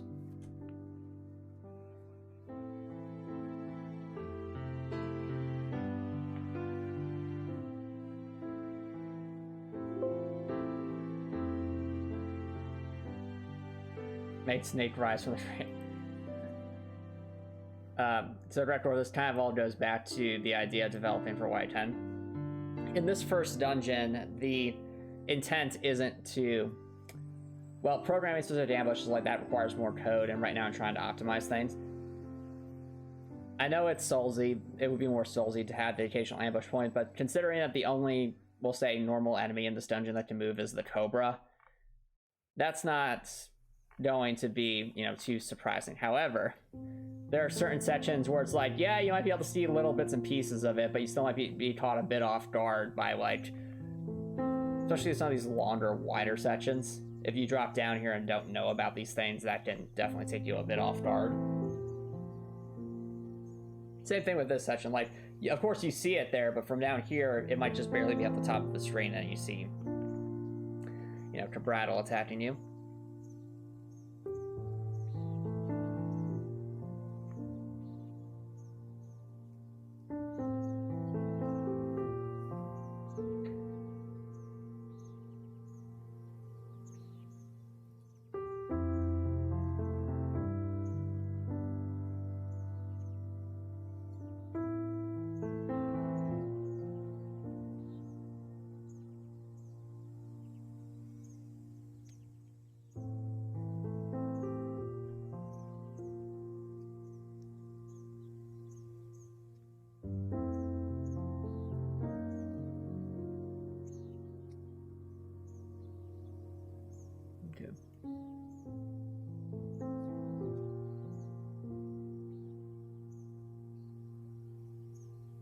There.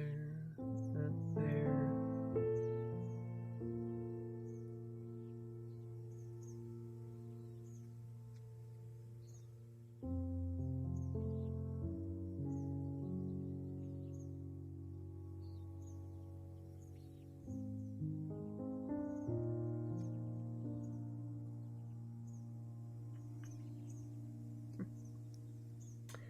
What do you think, chat?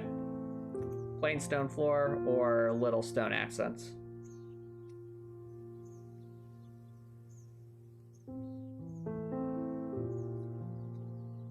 Yeah, I see what you mean with traps, Stretcore. But we're not quite going for that level of Soulsy yet. This is, after all, the tutorial dungeon. The creativity of the tutorial dungeon comes less from ambushes and more so from just the many different ways we combine the enemy types together.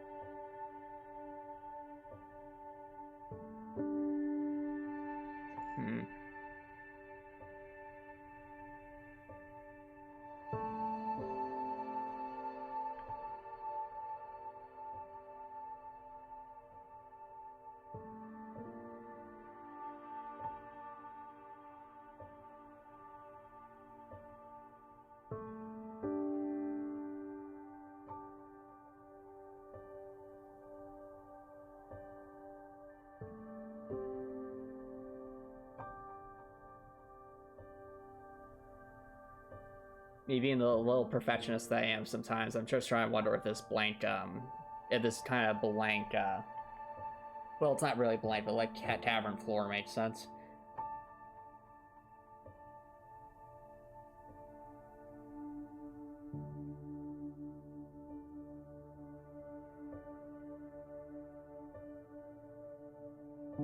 Yeah, I could easily see it being a tiled floor is the thing. This is meant to be like a hatchery.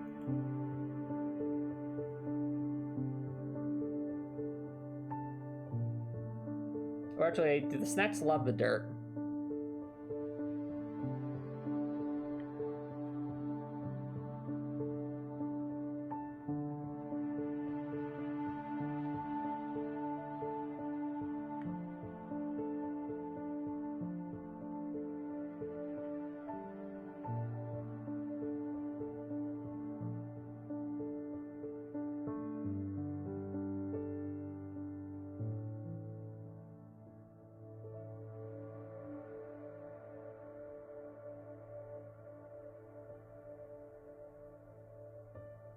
Nah, does it make it look more unique? Yes. Does it make as much sense? Maybe not.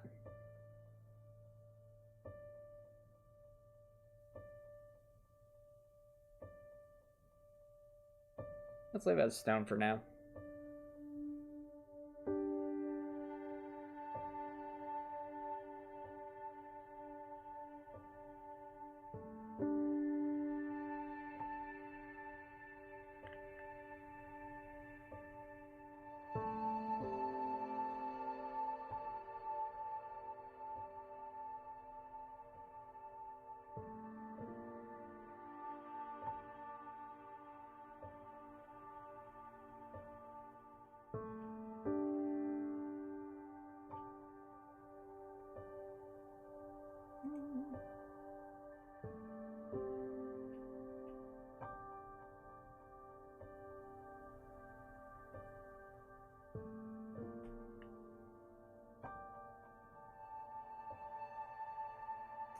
I think here is where we can see the importance of trying to distinguish different elevations, because you'll notice it's such a small thing, but the gradations here I think made a huge difference in conveying the difference in height.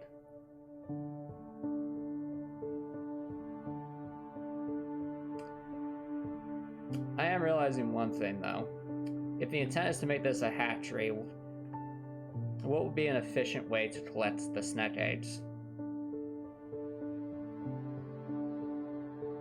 Outside of like having someone go in with a suit to pick them up. I was just looking at it, that seems to be what would be happening here. Oh, really? It's one of your favorite runs in general so far. Thanks, Redcore. I appreciate it. I mean, it is a bit of a hatchery. And also, you know, it adds to the lore. The fact that, you know, that this room exists in the first place should speak volumes to something about this particular area. I mean, for me, in terms of what my favorite room is so far, in terms of which one I drew, I'd say it's kind of a toss-up between this medical room here and the garden tavern here, because the garden tavern is so stinking colorful. I love this look. But the medical room, just something about it. It feels it leaves just the way it's designed makes me feel like it has a bit of some mystery to it, and that's you know, that always intrigues me. What about you, Jet? What's your favorite? What are your favorite rooms so far?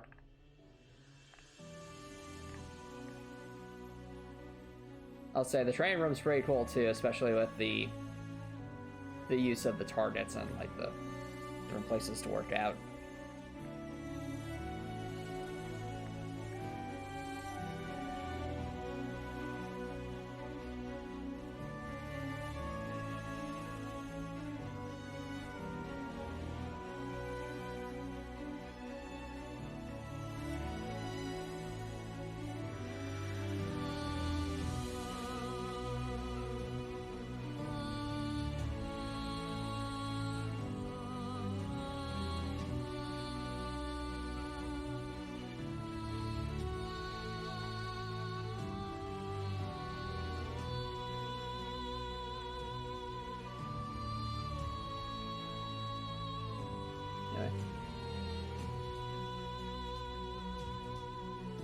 Oh, really, Redcorp? Do tell. I'd be interested to hear about that.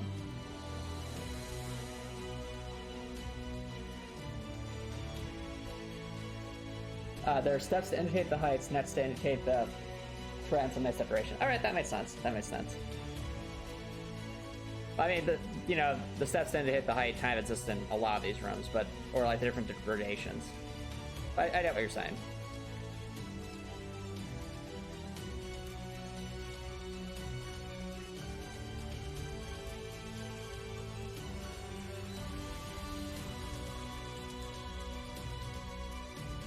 Just fits the border here.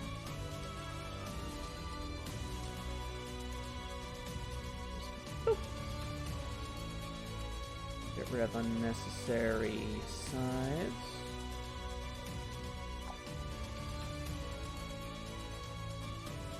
That. Yep. I also like in terms of decorations, I will say just the drawers filled with snack eggs is probably one of my favorites. It's just, there's something satisfying about seeing all those eggs lined up like that. I like it if you're at a supermarket almost.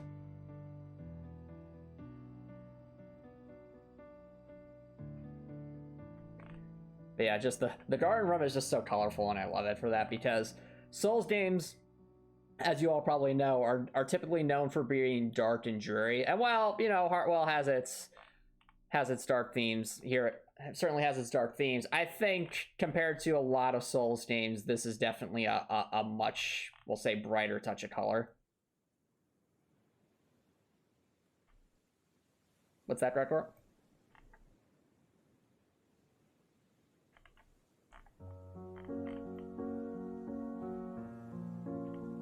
Yeah, I mean, don't get me wrong, I get why Dark Souls games are so drab and gray. It makes sense for what they're going for.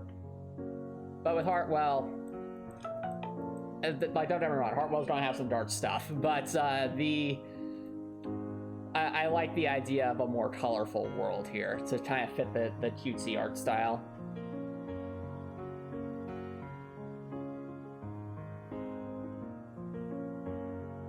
Yep, I hope so, Gradbor. Thanks for the compliment. You want to hug Dorothy? Fair enough. I mean, Dorothy gives good hugs. So,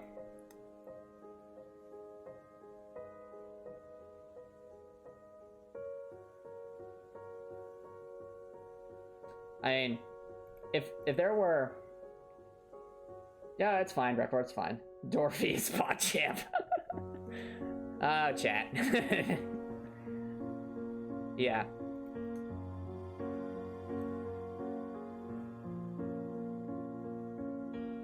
What I will say is this.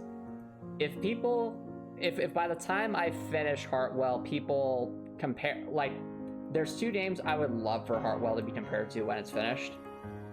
Those games are Dark Souls, of course, and surprisingly, Undertale. You might say, why Undertale? Well, Undertale was very, very, very well known and praised, and rightly so, for its sparing mechanic. And well, Heartwell has some decision-based things where you can choose whether certain characters live or die. And I think, you know, if people say, if by the time I finish this game, people will say that this is basically the Undertale of Dark Souls, of Souls-like games, I will feel like I've achieved my goal. So, if anything, I think the way I've written Heartwell's story, I think it'll really resonate with a lot of people in an impactful way. But I also think it might hit very, very hard. And having a cute atmosphere like this, I think, will make it hit even harder. And the reason that is because the cuteness creates sort of a cognitive dissonance with the themes, with the themes of the story. Yep, that's very true, Repro. That's very true. Yeah, you definitely see the influencers, for sure, for sure. Ooh, that sounds great, Redmore. What you having?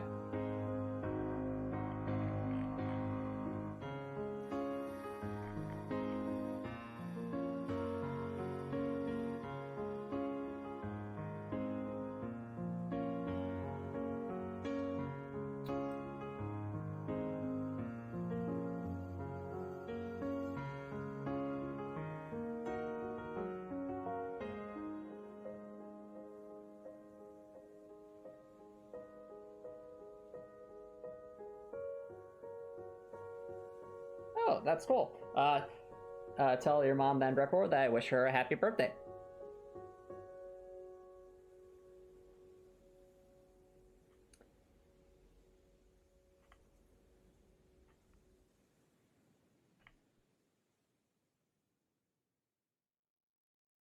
You don't know what chorizo is, Copper Nettle said? I'd highly suggest you look it up. It's a really delicious food.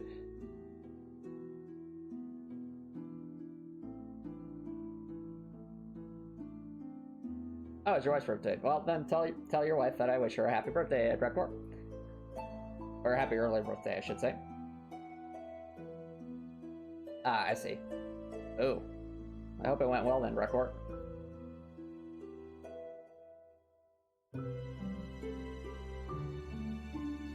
But yeah, I agree with what you're saying there, Report. The cute we'll say the cute graphics and such of Undertale, like the cute character designs and stuff, really, really do a great job of contrasting with Heartwell's very deep and darker themes. And I think that's important because it actually, I think they both complement each other in that way. Because I mean, like,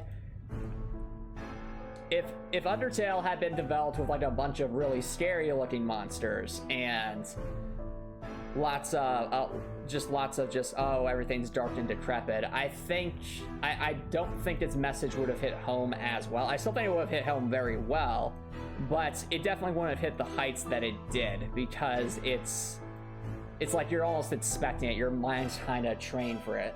But with like all the characters in Undertale, they're pretty stinking cute. Like, they're very, very adorable in their designs. I think of like Papyrus's little like the way he holds his hand out, like, oh, like he's just some fancy dude, or how Sans is just always like has his hands in his pockets having a big grin, or even Undyne can be silly, which is all kind of Pet the Dawn, of course, Smut Dip, of course.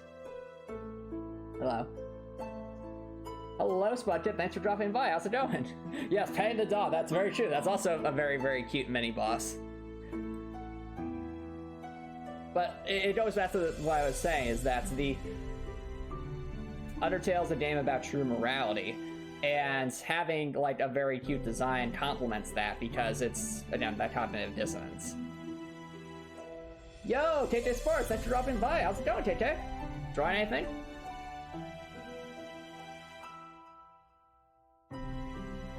Very true, Trevor.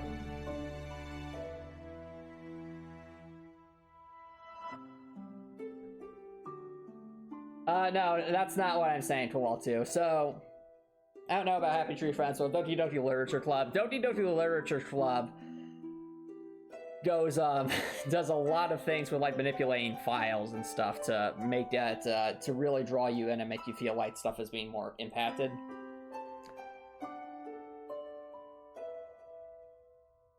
So they use different techniques, but again, it all helps create things. Like I think with like the way Doki Doki Literature Club needs you to be like outside the game to do certain things, if I'm remembering things correctly, that makes it more impactful because it makes you feel like, oh wait, this is really impacting like my system. It's not just some arbitrary application I'm running the game on. Like this is affecting stuff. Fair enough, KK Sports. Aw, I'm sorry to hear that, KK Sports. Hope you feel better. Oh, some Legend of Warriors lore long, but I really should try watching it. Okay, so the thing about My Hero Academia, I kind of fell off of it just because I got busy watching other shows. For what it's worth, I did enjoy watching the first 3 or 4 seasons. But I could definitely see like by I think like season 4, it becomes more of an acquired taste. Like if you're really invested in the characters and how they're growing, then at that point you'll probably watch My Hero Academia till whenever it ends. But if you were just kind of only half invested up to that point, it could feel like you haven't. It could feel like accomplishments are slow at that point. Whereas at least with the first couple of seasons, it's like accomplishments seem to be building one after the other. Good question, Kowal2. Visual novels. I do like visual novels up to a point, Kowal2. What do I mean by that? Well, the thing is, the games I love the most are ones that I can master. So games like Dark Souls, Crosscode, Elden Ring, so on and so forth. Masterable games. And with visual novels, typically visual novels are more like point-and-click puzzle games or just based books, but with like animations and light gameplay. So I see visual novels as more of a casual thing. Yeah, made sense, but it made sense. Okay, so KK Sparks, I think My Hero Academia's tournament arts is one of the best tournament arts in anime. Like, they handle it so well. It's so engaging. And it's like, that's the thing about it. It's like, tournament arts are a very like hit or miss thing in anime, but I think the way My Hero Academia handled it with like having it be like sort of like you're using it for character development for the main cast and supporting cast and even some side characters. It's what you'd want out of a tournament arc. Yeah. But yeah, Spud Tip. So back to your question, do I like visual novels? Again, yes, I do. In fact, you could even like if you consider the Telltale's The Walking Dead series visual novels simply because they're mostly story based, then in a way you could say the visual novels influenced Heartwell's development. And even if you don't consider like Telltale's The Walking Dead games as visual novels, you could still say there's light influences of Danganronpa or basically any visual novel where you have some kind of a friendship system because I do want there to be certain characters that you can like build some kind of bond with in Heartwell. Again, that's not something you'll see in the demo. The demo is just the tutorial dungeon, but that is an intent. Yeah, Stein's Date, that's a good one to take for us. Would I say Danganronpa is masterable? Yes and no. So Danganronpa does have difficulties, and there is like many games you can play that in the hardest difficulty they'd actually be pretty challenging. So I'd say in that sense it is something that is masterable, but then the question becomes, is it satisfying to master? And for me, I would say I enjoy playing through Danganronpa games. For a lot of visual novels, it's like I enjoy playing through it once and that's it. Because when you play through it once, you've experienced most of what the game has to offer. Exactly, Spudcap. That's the other thing. Like, once you know the answers in Danganronpa, it makes the main games a lot easier. And even if it's like the dance thing you see at like the last sections of DRB3, that's still not like it doesn't feel like I'm accomplishing in much, because the gameplay to me doesn't match the what's the term? It's not matching the tone of this. Like it's there to supplement the story, but it's not really working with it. With the exception of the final chapter of Danganronpa V3, the various mini games you do, they're just there to kind of fill space. I feel to make it feel like you're discovering stuff in a way that feels gamey, as opposed to just being a book. So that's why I say the Danganronpa minigames are masterable, but there's a big asterisk there. It's like, but it's like, is it something you really want to master?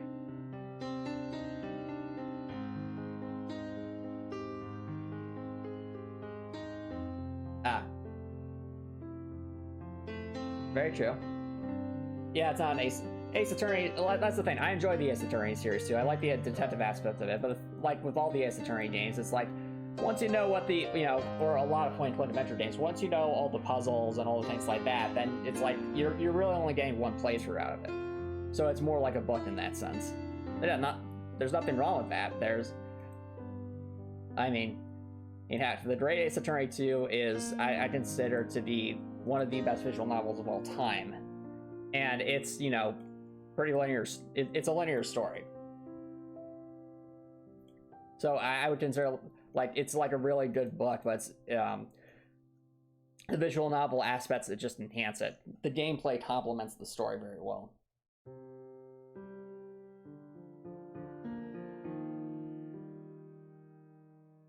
Oh, you finished 999. That's a great one for all too.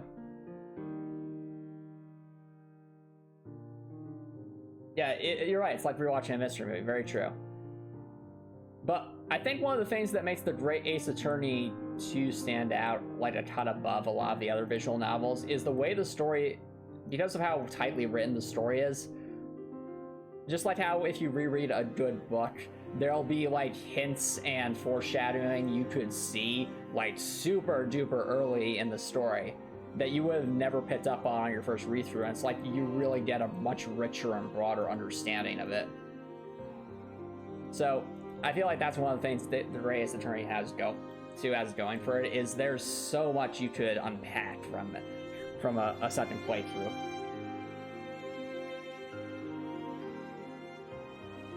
Yep, very true, KT Sports, very true. I actually think Virtue's Last Reward is probably the best zero-shaped game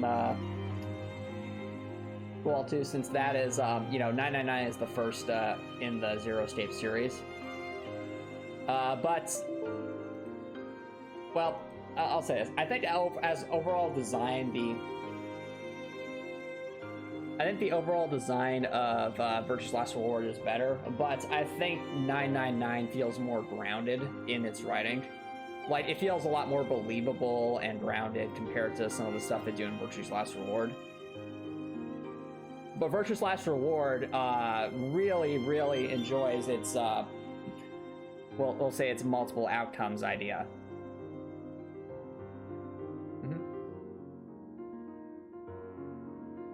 Ace Attorney 7 makes sense. Or just another game in the series. Fair enough, Spectip. Well, the thing is, it's like, after The Great Ace Attorney 2, it's kind of hard to top that, if you think about it.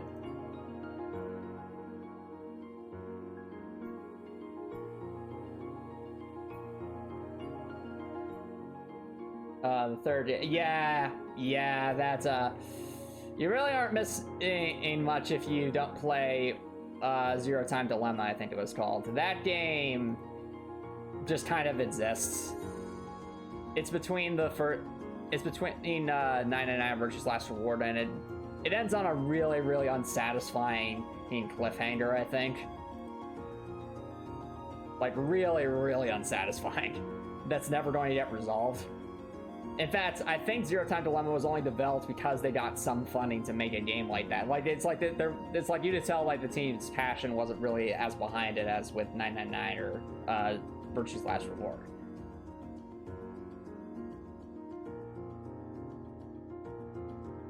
Yeah, and they've given barely time to make it.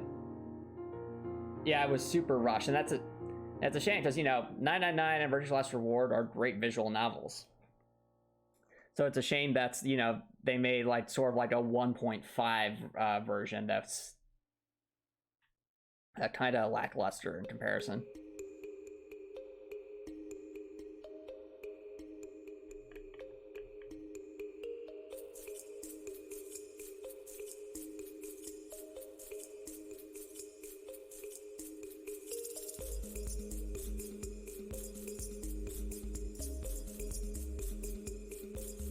Oh, there's gonna be an AI in the Somnium Files too?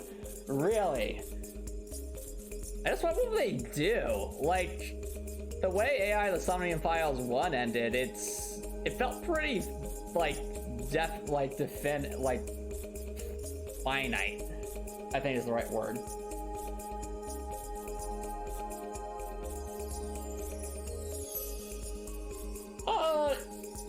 I think AI the Somnium Files is fun, though I don't think it compares. I don't think it quite reaches the heights of games like The Greatest Attorney 2 or Danganronpa V3, or even the Steins Gate series. It's a fun visual novel series, and I think Aiba is one of the most hilarious characters in any visual novel game, or just games in general. She's such an interesting and hilarious AI.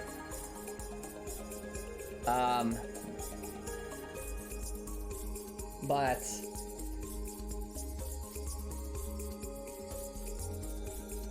new story with new characters, possibly. That's true. KK Sparks, that's true.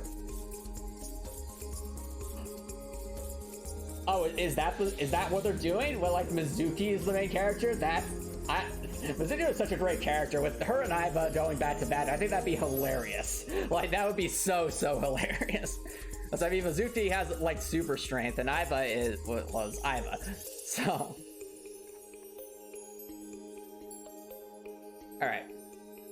So here we actually want to make some silos. So we've done locker room, we've done snack hatchery. Now all that's left is here, and then we'll just have the center to focus on. Which, as you can see by the mini-map, it's starting to come together, chat. It would have been really cool if there was like a time lapse of this. It's like you see how like the levels get connected, and then you start to see them get colored in and become a dungeon.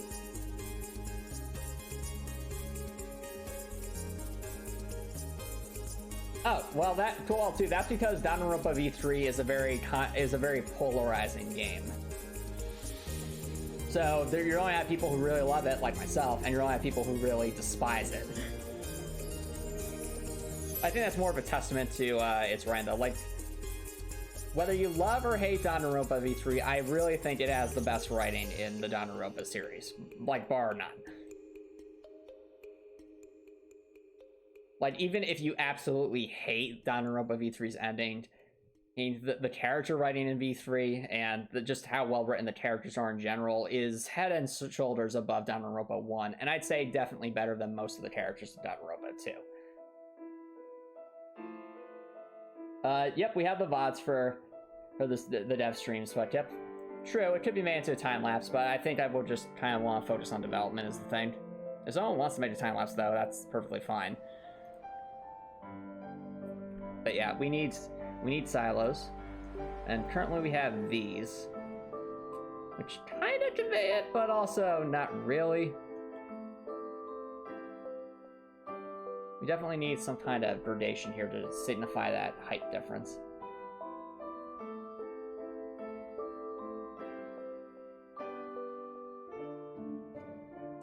You know, I think this might actually be a good spot to take a break, chat, so don't go away, guys. I'll be right back.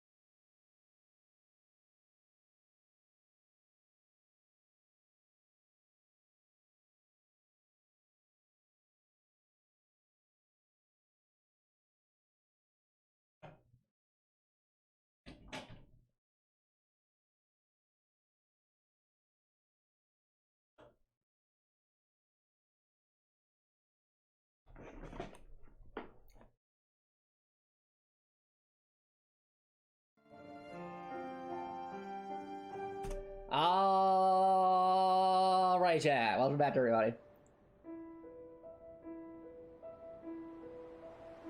No, fair enough, Spot Dip.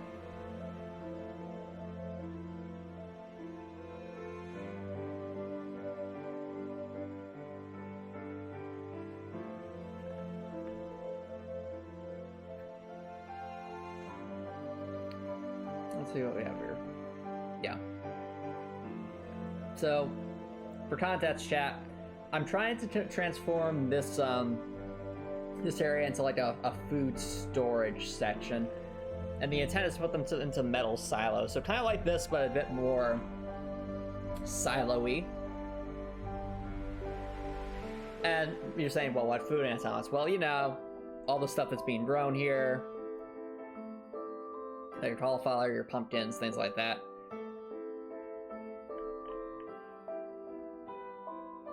Carrots and so forth.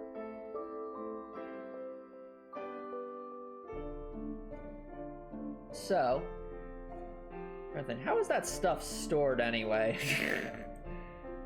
That seemed like an obvious question, but it's like, no, seriously, it's something you gotta think about.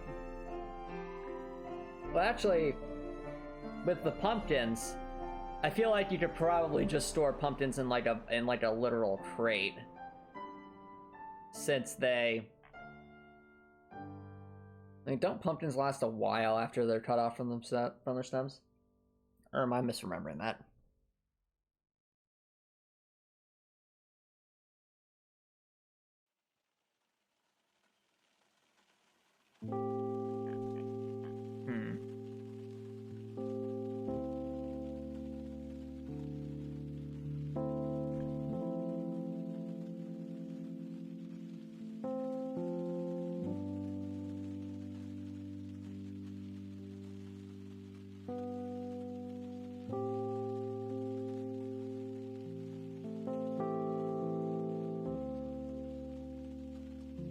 Now let's start with what we have so far and just see how it looks.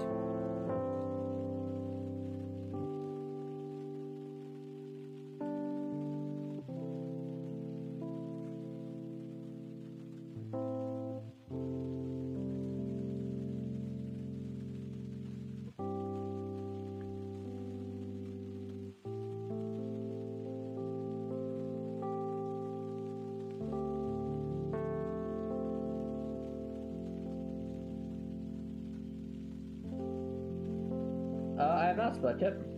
How is it?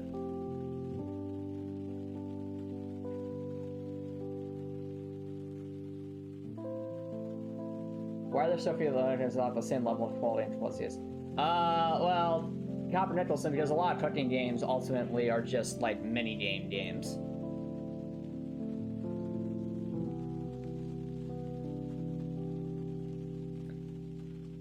So that's probably why. Like, don't get me wrong, mini game games had their place, but it's like, can you name one mini game that like is super duper memorable and left like a visceral impact upon you beyond just, oh, it was fun while it lasted?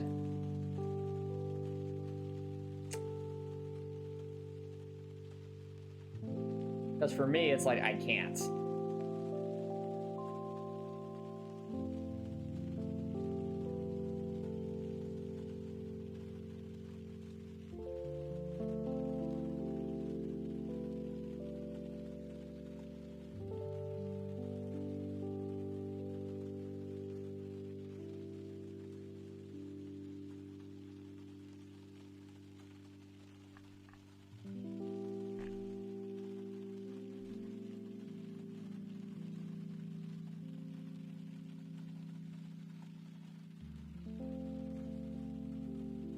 Oh, Stardew Valley, I don't really consider Stardew Valley a minigame game, though, correct? Or Stardew Valley is more so of like a slice of life sim or something like that. And like Stardew Valley has mini games, but those aren't like the central appeal, I think. More so like managing your farm and building relationships. Well, Copper Nicholson, if you want to design a cooking game that has more depth to it, by all means, go for it. You definitely be filling a pretty something that hasn't really been explored too much before. So with Mario Party, that's the thing. Like, Mario Party's fun, but it's like, did Mario Party change my life? Did Mario Party make me think about things, or say, you know, this made me really think about, like, reconsider a different thought I had or my philosophy on things? Short answer is no, it didn't. It was simply, again, like I said, it was fun while it lasted. Well, yeah, that's why, fair enough. But it's like, Mario Party doesn't really leave an impact on me. It's fun, but that's it. Like, if I play Undertale, that's gonna leave an impact on me. If I play Crosscode, that'll leave an impact on me. If I play Mario Party, I have a fun time trolling my friends, and that's it. Like, that's... Exactly, that's true, Dracor.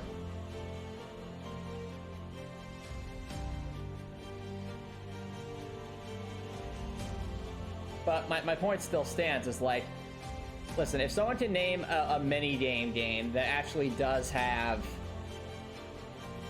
that actually can have like that kind of a deep philosophical impact on someone, by all means, I'd love to hear about it, because it's like, everything that comes to my mind just leads me to draw a blank.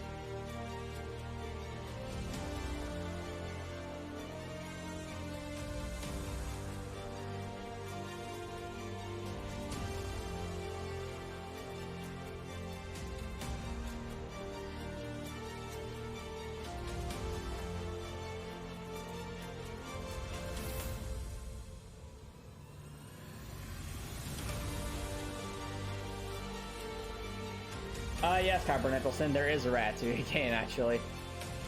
It exists. It's a thing.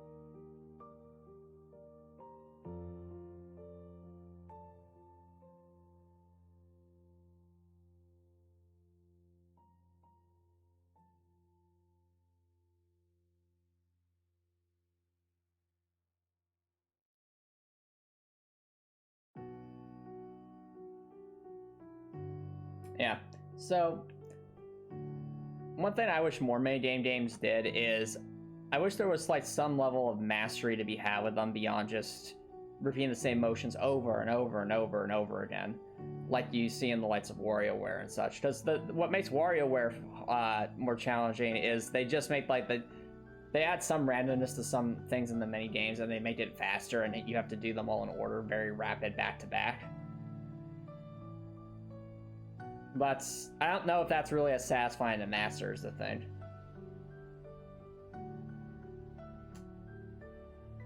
Is Dorothy a good cook? Probably not. What Dungeons and Dragons class would she be? It's an interesting question. So probably it would have to be some kind of magic user that could conjure up a whole bunch of different weapons. I'm not sure what that would be. Is there like an artificer or something? Or like, the thing about Dorothy is she's not, I mean, I've already told you guys, based off the lore, Dorothy is a guidance counselor. So, she isn't like initially built to fight anything. But of course, obviously, over the course of the journey, she kind of has to grow to be able to.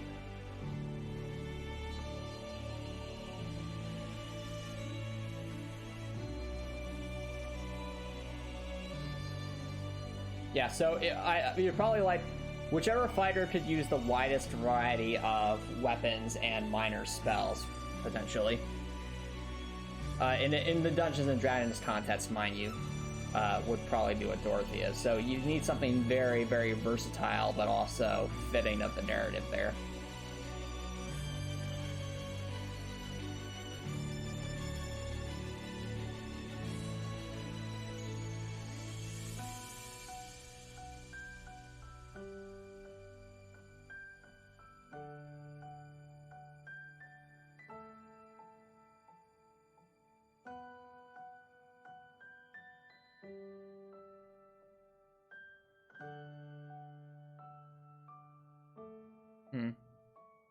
Alright, no problem, 1202. Thank you so much for dropping by. Have an awesome night. Dorothy is the DM. That's funny.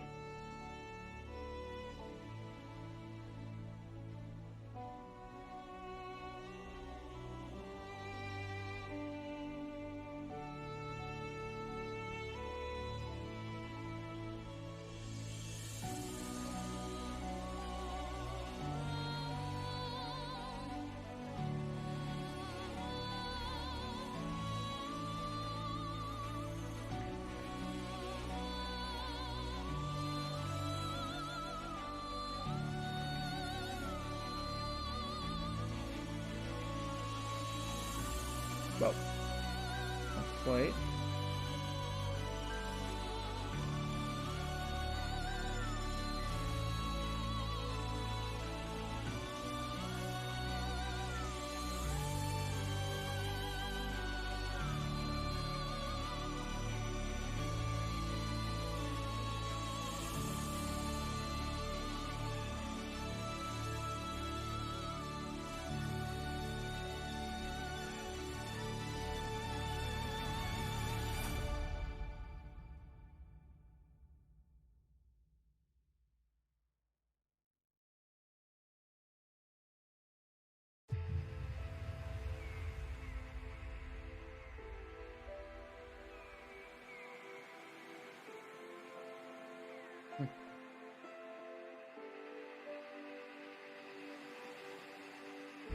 Yeah, well, Copper Nicholson, Dorothy would have to, in that case, if we're talking Dungeons & Dragons, she'd have to be some kind of cleric that could potentially be learned to use almost any weapon or spell. So, whatever that would be.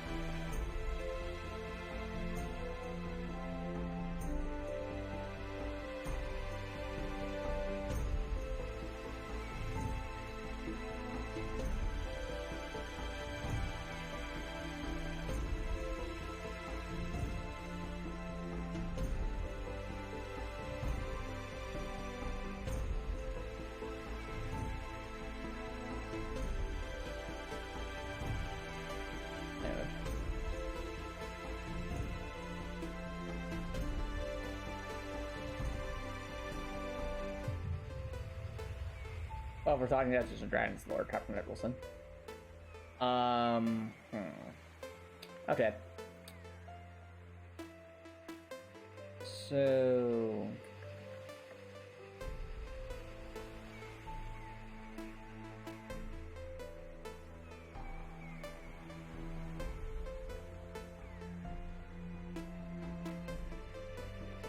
Alright. Kind of what we have with like the base layers here. This is okay, but I want to do more with it. So right now this one's a smidge bland right now, so let's spice things up a bit. Just metal containers. First thing we could do is actually make them a bit rounder at the top.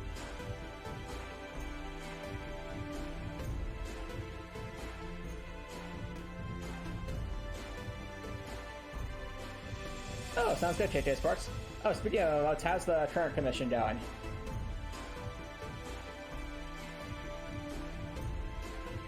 Oh, cool, KK Sparks.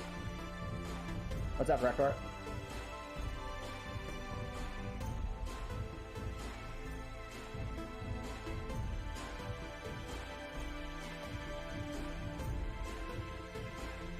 Oh yeah, I love working on Heartwell.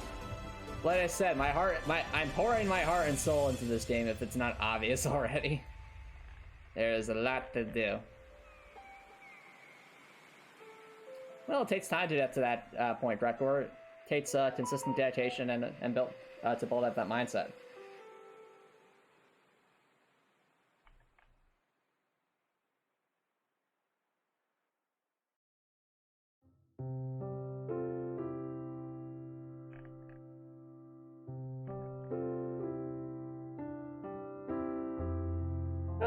Oh, you're gonna play The Sims 4. Sounds like fun, KK Sparks.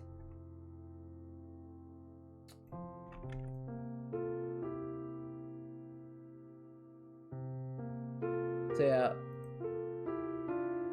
Also, real talk chat. So, you might say, hey, wow, Antomicx seems really excited to be working on Heartwell. Yes, I do, and I usually am. But I'm especially excited because I've decided to put, well, you all might recall the video project I mentioned before. So that video project is kind of on hiatus at this point, simply because I've gotten decently far with it, but I've noticed just a couple of things about it. First of all, it's taking an immense amount of effort, far more than I ever anticipated.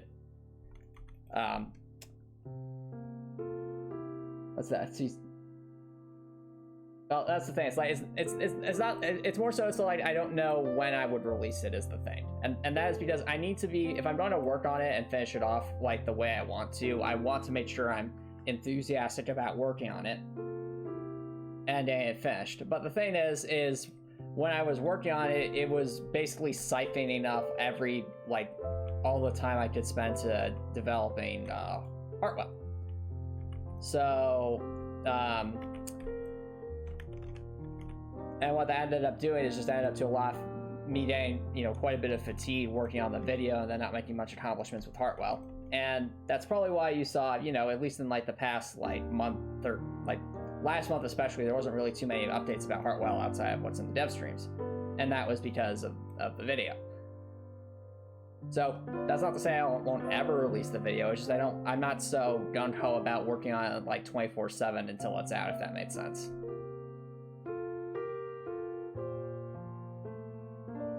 No, Tavern Nicholson, no. I'm of the belief that when a game's released, it should be as close to finished as you can possibly get it without any unforeseen bugs notwithstanding.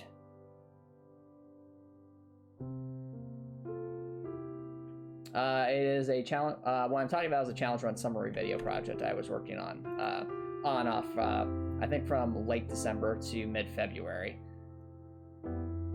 Or mid to late February. So it currently stands, I'd say, about maybe 70-ish%, 60 to 70-ish% done. It's mostly just adding some clips together at this point. All the voice lines are recorded, the script's written. It's just adding together various stuff from a particular challenge run. But the thing is like, because of that, it's like, you know, Heartwell's development was kind of on hiatus, and that made me sad. Do I think the video would be cool? Yes. But the other thing that I think about is, with the amount of time it's taking me to make this one particular video, if I were to make a video like that for every single challenge run that I do, I think it'd be more doable if, like, with a challenge run, I start recording videos and voice clips, like, as I go. Then I think it would be a lot easier to edit all together at as I'm going, because it's like I'm doing bits and pieces throughout the challenge run, rather than doing it all at the very end. But, no, Tavern Nicholson.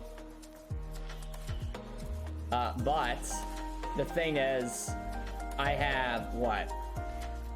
I've got Crosscode, I've got Hat in Time, I've got Trails of Cold Steel, I've got Dark Souls.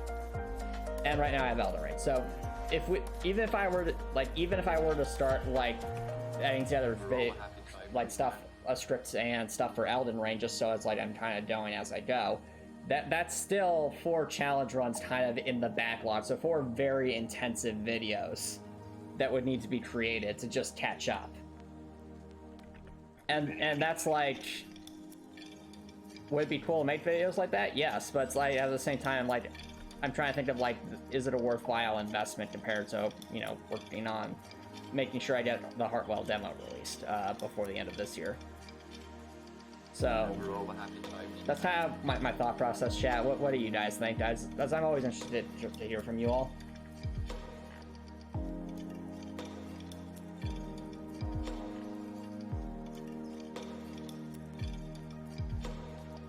Very much alike.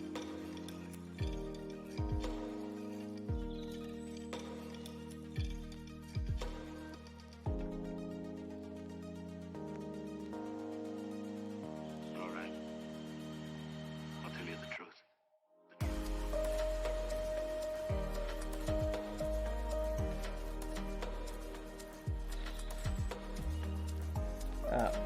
Well, Brett Core, I'll ask you. I'll ask you. All right, so you get overwhelmed. So then you have to ask the question, well, why do you think you're getting overwhelmed? Did you not plan out what you're intending to work on that's well enough? Maybe there's something you don't fully understand the scope of and need to write more about? Maybe it could also simply be that maybe there's something more important on your mind that you should be working on instead. That's kind of bogging you down. So, like for me, as an example, if I needed to do something like do my taxes, for example, but it's like I wanted to work on my game. Well, if I'm working on my game knowing that there's like a deadline to file my taxes, you know, that's hanging over me. That's going to make me more likely to get burned out while working on the game, because I know there's this lingering thing I have to do.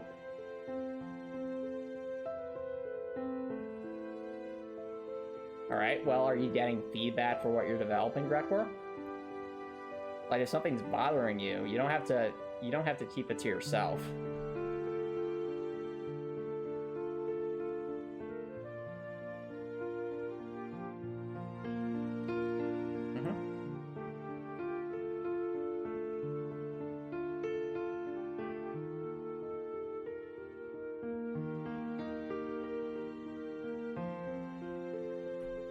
Alright, that'll work there.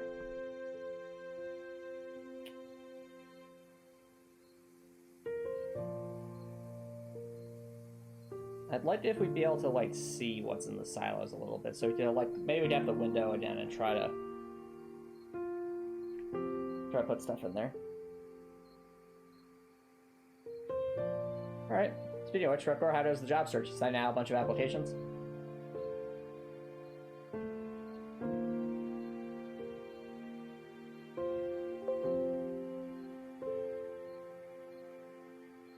Awesome. So, how much are you sending out a week, dude?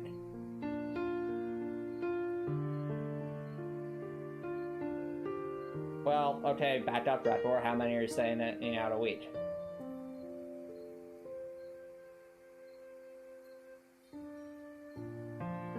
You're not giving me a number, dude. If you don't have one per day, all right, Redcore. Let me remind you of a statistic. For an average resume, it takes 75 applications to get one interview. So, with that rate you're currently going at, Redcore, how long will it take you to get to 75 applications?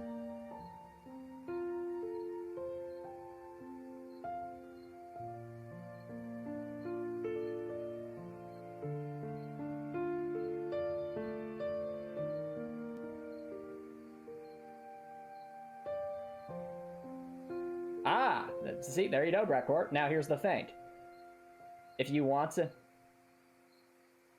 So Redcore, but that's the thing. You can math this out. So, figure out how quickly... Well, it's like what kind of time frame you want to be looking at to at least hear back from someone.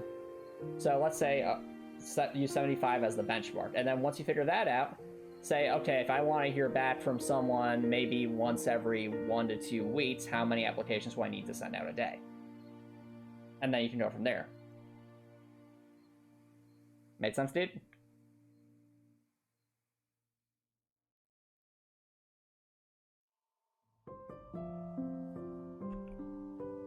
Awesome.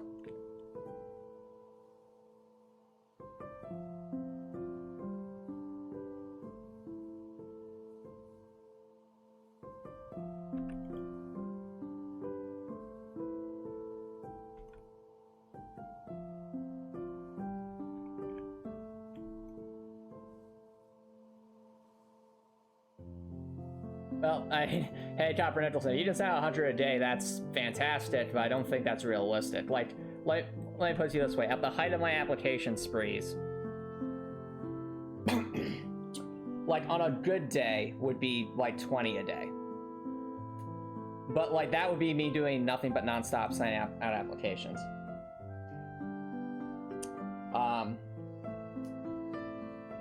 But, like, even if you can do, like... let me put it this way. If you can do at least 10 a day, then you're at, like, a really, really good pace. Just think about it. Like, 10 a day, 7 days a week, that's... You know, that's 70 applications a week. That means, like, That means about every 2 weeks or so, you could realistically expect to hear back from some of your employers. With the context that it would be after their enrollment period ends. So, like, you might send out a bunch of applications initially and not hear back for months just because they have to go through the full enrollment periods to gather all their applications. But if you're constantly sending out those applications over a long period of time, then what happens is those enrollment periods you started out, applying for previously end, and then your application's being considered, and then the reality kicks in. Why, Copper Nicholson? Oh, what's that, Tatus Sparse? You have my heroes in my profile picture on Discord, and Dorothy as aren't you here? Do I like redheads? So... I don't have a preference towards any particular hair color, KK Sparks. I think there's a lot of different cool designs out there. My hero is probably my favorite character from Danganronpa 2. Let me think about some of my favorite characters. So, in terms of characters that have orange hair that I really enjoy, I think of, like, Nora Valkyrie from Ruby, or even, I think you could argue that Matt's had orange hair from Shining Force. And, of course, Emily has orange hair. I'm now starting to notice that there's a lot of characters I enjoy that have orange hair by coincidence.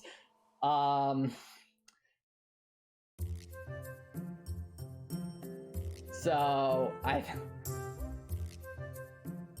think it's more so that there happen to be a lot of characters that have orange hair that I happen to enjoy, and not so much that I'm specifically looking for characters with like red or orange hair. I mean, take for instance the Trails of Cold Steel series. Is Elliot a great character? Yes. Is he my favorite character? No.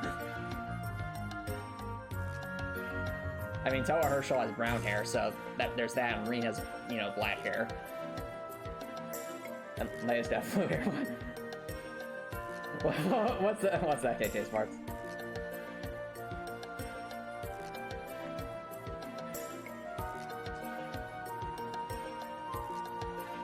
Yes, Toa is indeed too adorable, but that's part of the appeal. Gosh darn it. Anyway. And now I'm realizing Athena Sykes also has orange hair, and this is when Antomicx starts to realize the hole he's dug himself into. Yes, I know. Dorothy has orange hair. That was quite intentional.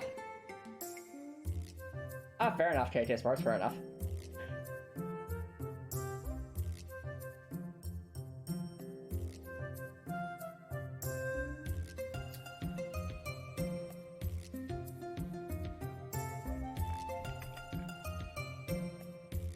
Everyone? Yeah. Alright, now here's what we're gonna do, chat. We're gonna take these vegetables and try to mix them up so it looks like they're contained. So this is a little trick I use when I'm trying to put stuff together. I'll grab a file like this, and then I'll start to mash things together. So we'll zoom in a bit. It's like a layering technique. And the only thing that matters is that the layer repeats. It doesn't matter how it repeats, it just matters that it repeats. And still looks mildly interesting. I might start with something like that, and then I could do like... We also have to think of how this is going to be put into here, so it's don't be from the top to bottom. So this top piece needs to be the top. Now watch me to start with the bottom piece like that. And then we could go a little bit over. Oh, something happening, chat. I don't know what happened. SpongeBob and Squidward, what? Too adorable and flustered, fair enough. Let me check what happened. Oh, Tetchi, thank you so much for the follow. I really appreciate it. How's it going? So yeah, the little technique I use is we're doing what's called a statter here. So you're noticing I'm taking the cauliflower and just go up a few pixels, statter to the right, and then just repeat this process until I got something that's loopable. Then I copy it over like this. So again, we're making it so that it is a constant copyable thing. So I don't... Maybe I have to go one over still. 5's probably the limit. Let's give it a try.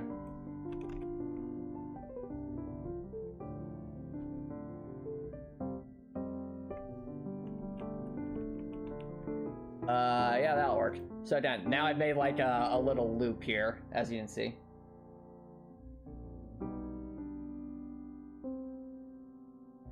Listen, Copper Nicholson, I'm saying like I have no preference. It just so happens that there's a lot of characters that have that hair color that I happen to like. It has to do with their character, not with the color of their hair. Like I don't go there and I'm like, yes, I like this character because they have specific hair color. No, it's like I like characters because they're interesting characters to me.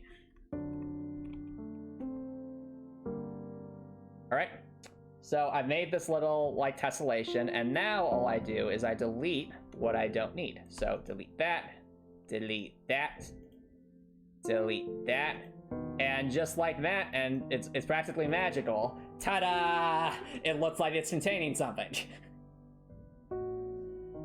Very simple technique, but it works.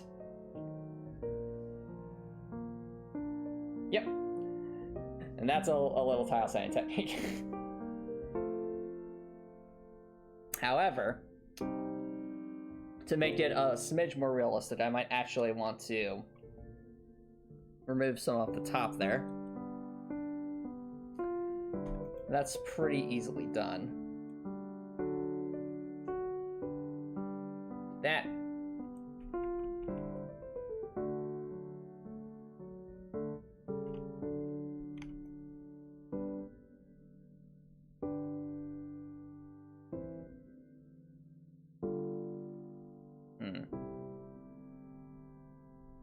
What, Copper Richardson?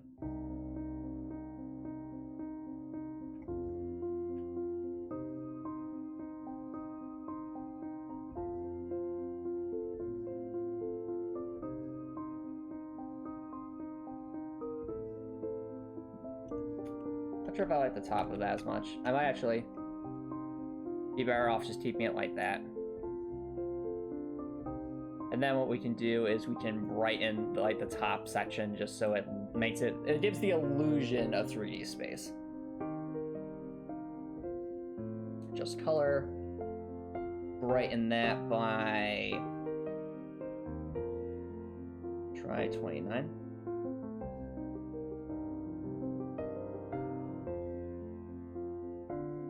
Okay.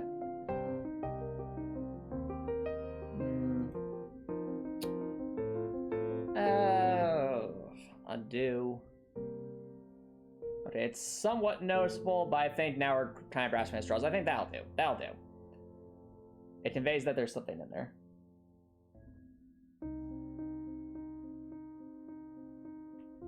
I don't know what the heck is that, Copper Nicholson? I have no idea what that means.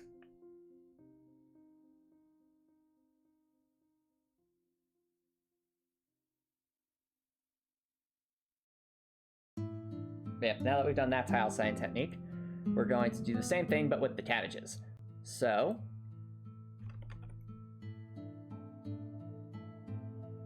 for variety's sake, we'll go to the left this time.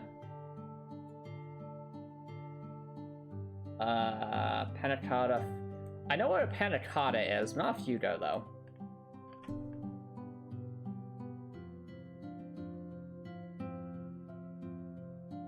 Okay, so again, same technique. So we take our cabbages, and we're just going to layer them in a pattern. So Control C, Control V, up 1, 2, down left 1, 2. They go up 3. Then we just layer over and over again.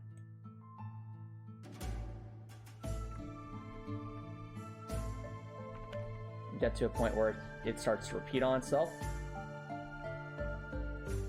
So that's the key, it needs to repeat. That'll do. Now that we have a repeating thing, again, Control C, Control V. Nothing super duper fancy here.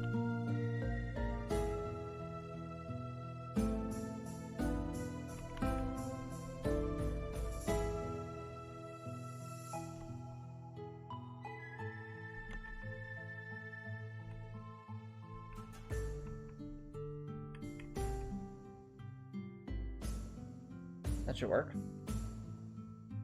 I think they did it? Yeah, there it is. Okay.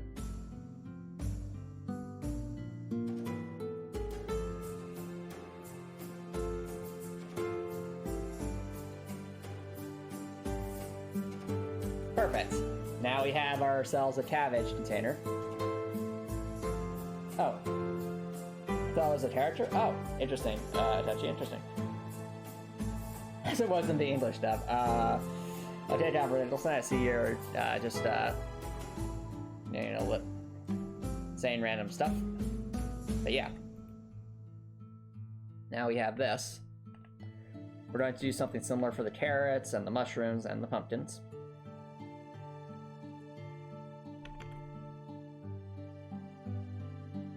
So, I actually think for the pumpkins we'll be better off just maybe with a box. Possibly. Since I don't think you really need to store squash. as compactly there. But then again, we might as well try with the staffs like that. So with the carrots, we'll have to get these very, very close. Oh, sounds good. TJ Sports, thank you very much.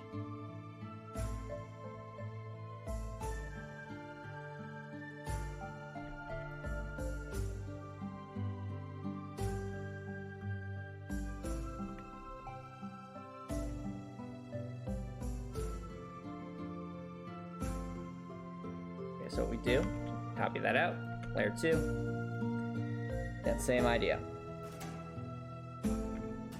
We'll take these, but the thing is the carrot's going to be, our carrots are actually going to be visible now.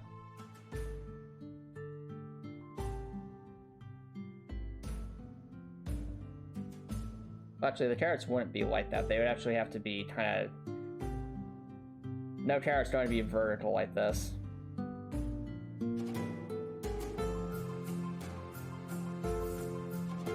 Let's see if we can't make ourselves a bit of a pattern. Well, actually, they might if they're like just dropped in.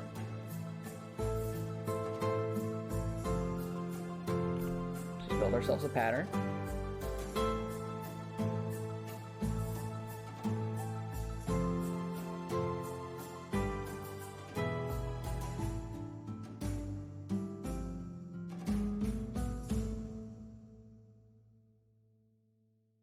The unfortunate thing about the carrots is they're not symmetrical, so that is going to make it a smidge trickier to pattern. But I think we'll make do. Yeah.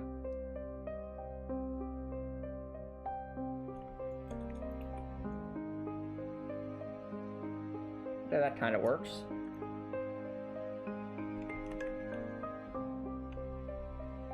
Go horizontally pretty easily.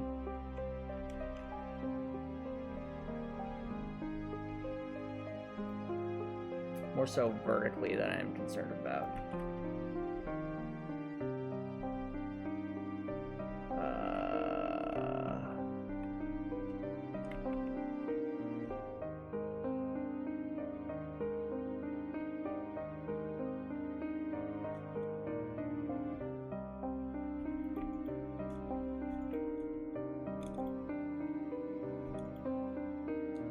I think we have our pattern, chat.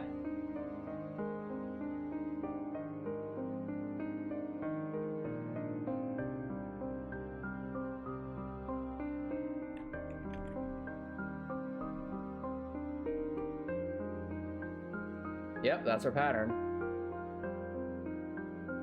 I mean, like, you're zoomed in like this, it looks weird, but like from a distance, it actually made sense.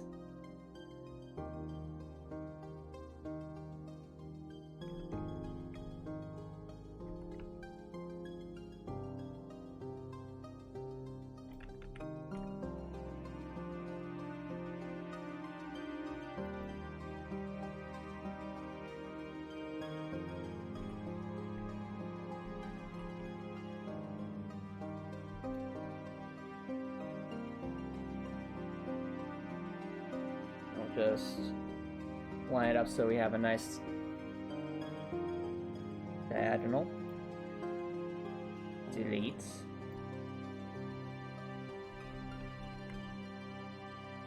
Delete. What blue bars, Carver Nicholson? Oh, you mean like this? So this is like a pane of glass on the side of the silo, so it looked more like this.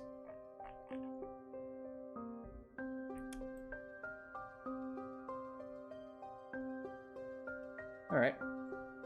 I think what we should do here is we should try to alternate these. So like every other should be flipped over like. Nope.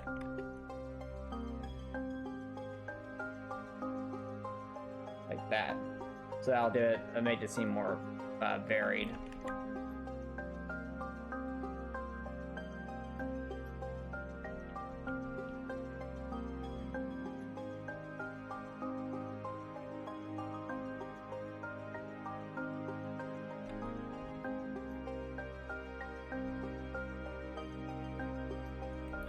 And bada bing, bada boom, we have carrots. Perfect.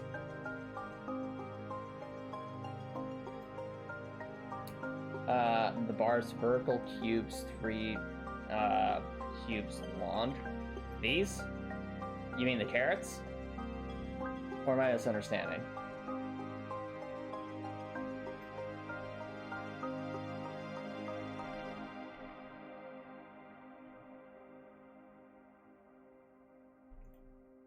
Alright, now next up is the mushrooms. So where are the mushrooms? There.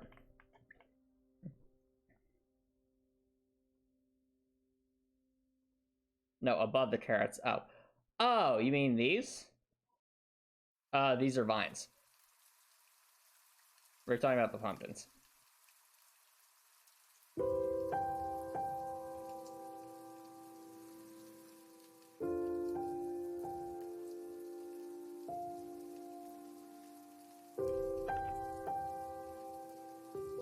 Yep, I do. I think what we do with the mushrooms is going to be... I mean, actually legit, we could just take what we have with the carrots and...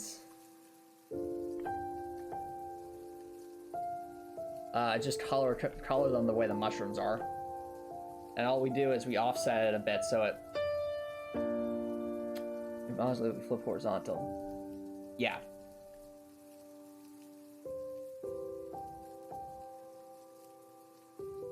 We offset it down a bit so it doesn't quite match up.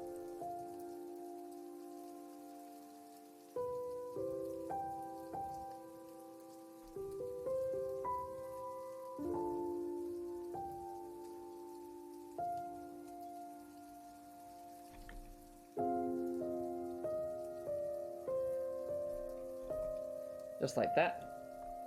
Boop. Boop. Oh, the blue ones. On the yeah, so the blue one's on the vine, Copper Nicholson. That's actually a unique plant. That's part of the lore of this dungeon, and these plants are specifically grown to. These vines are specifically grown to emanate light, so that the other plants can grow underground. And the light is bioluminescence. So the vines connects back to a much larger plant, or a different plant that would be on the surface to actually get nutrients. So in a way, the vine is very much like it's like a pipe, but for light, so to speak, to distribute it to the rest of the crops for growth. Never said they were radioactive, Copper Nicholson. I'm just saying they're bioluminescent. That's all part of the lore of this area.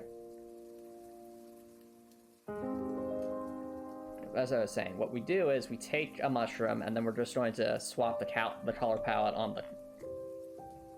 the carrots to better match the mushrooms. So that way we have our mushroom section here. So all we do, our orange becomes this color.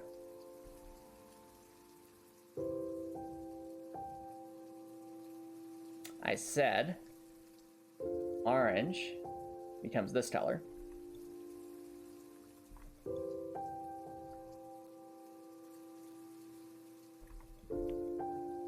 Let's go through that real quick. The dark green becomes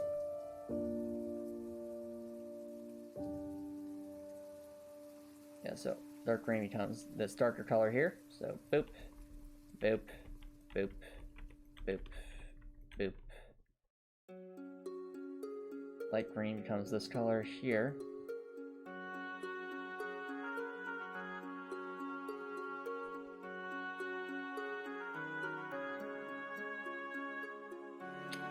Then we just propagate.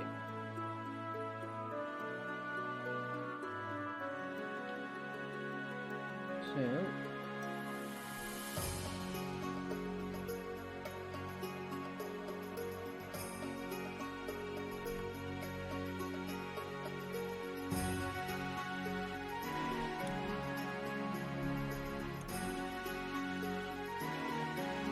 and bada bing, bada boom, we have mushroom silo.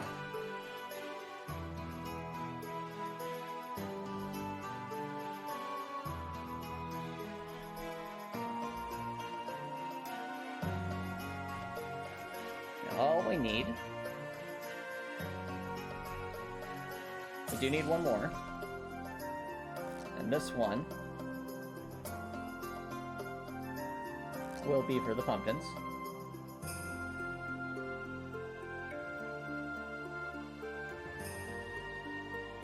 Yeah, so for this section here will actually come in handy. So those pumpkin mock-ups we saved from earlier.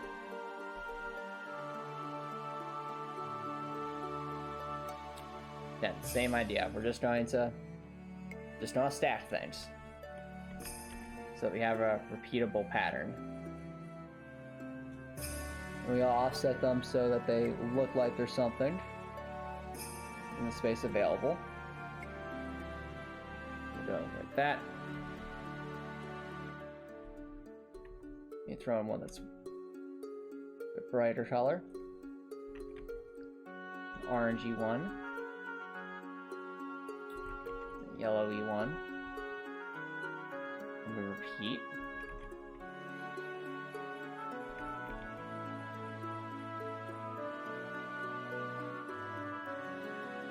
Then I think for funsies, we might want to scrunch this up a bit so it looks a bit more stacked.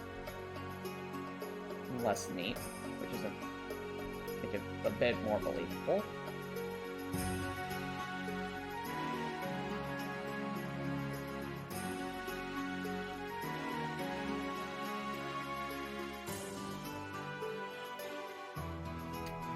Add that there. There. Yeet that, and yeet that. Bada bing, bada boom, chat. Pumpkins.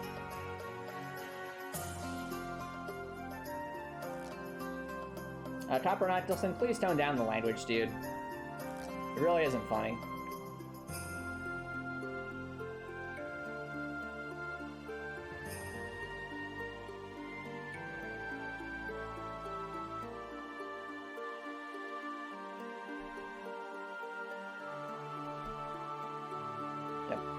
What's up, Redport?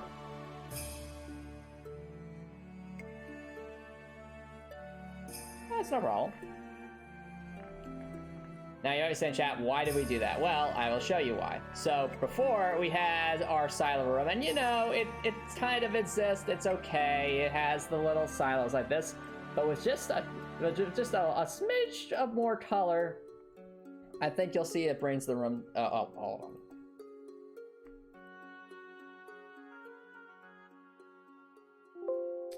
Also realizing we do need one that's at a lower elevation.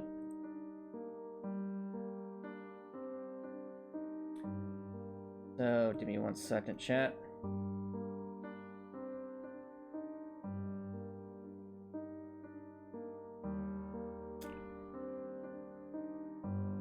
It's an easy fix.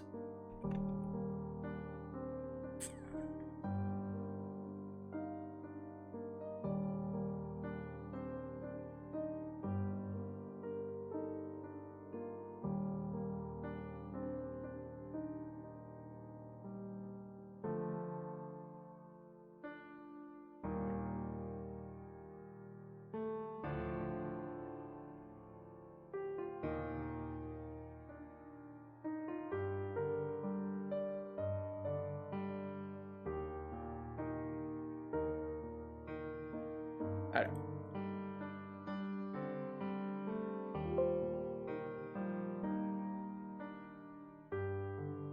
Where was I?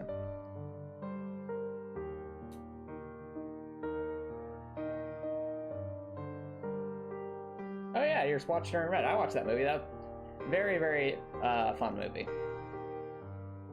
As I was saying,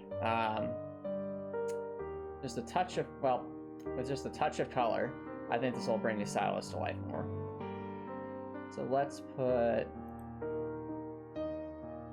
Actually, how does it look when we're stacking the top and... Right here. We're stacking the top and bottom one. It still works.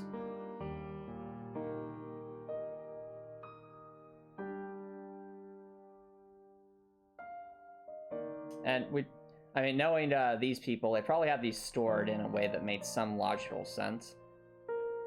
So you'd actually probably want the cauliflower to be the layers over here.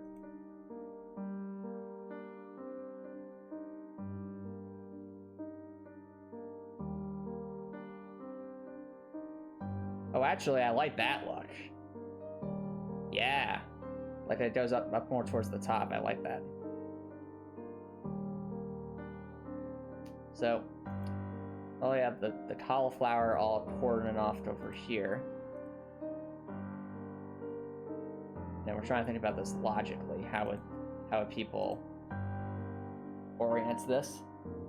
Oh yeah, I've seen Turning Red. Have you KK Sports?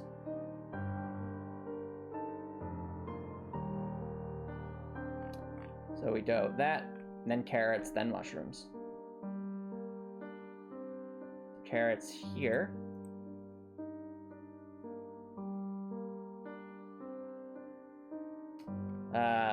Then some mushrooms. We have mushrooms, we need pumpkins and cabbage. So just from sheer volume.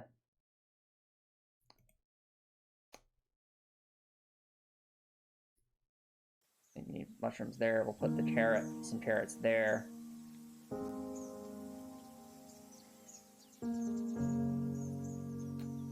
Actually, no. Mushrooms there. Let's just all the pumpkins and the... There really won't be too many pumpkins. So let's go with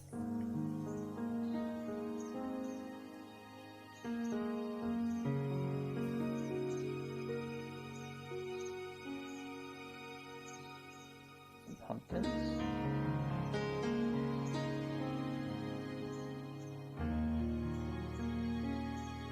Finally, the cabbages.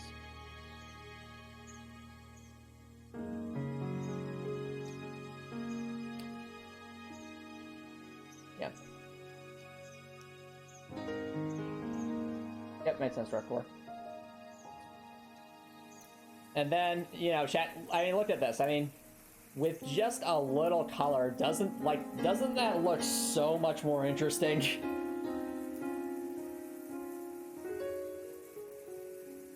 I see Coppernuts, and I see. But yeah, doesn't this help bring it so much more to life? Nice Record. Because now it's, you know, it's tying back to everything you see here. So as you're going through here, you'll visually see, okay, the stuff that's stored here is grown here, and so on and so forth.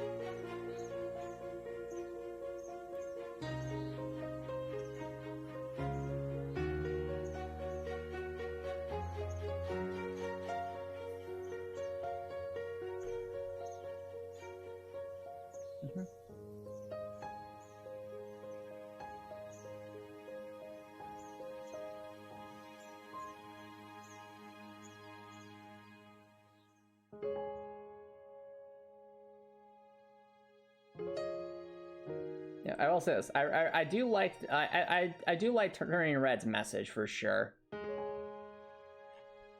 So it's like, for those who've seen the ending and like the message, I think it's a very good message to be sending.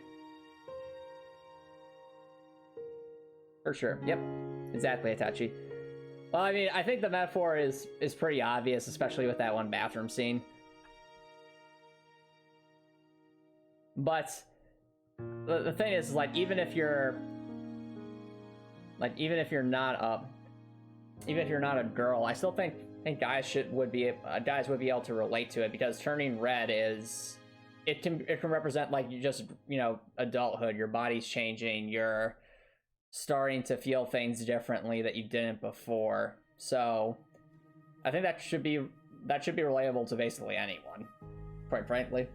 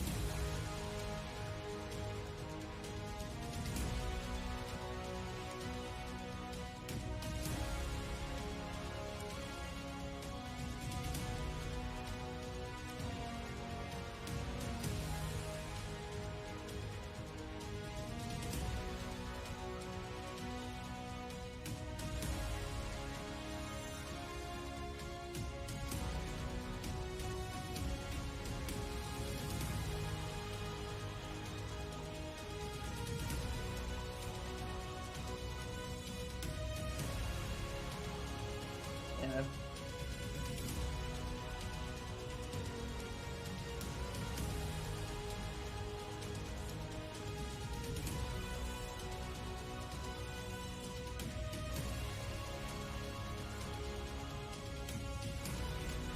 Let's see here. Anything else we want to do with this area?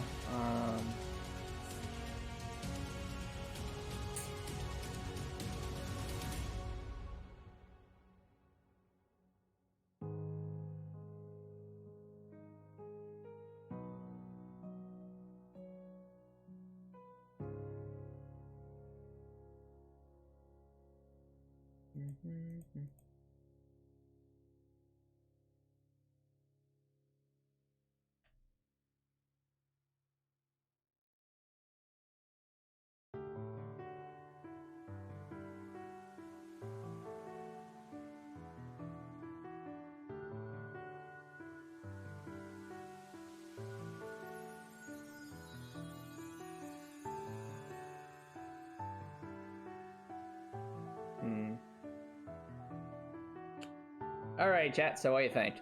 Do we have it spread out like that, or more so long silos like that?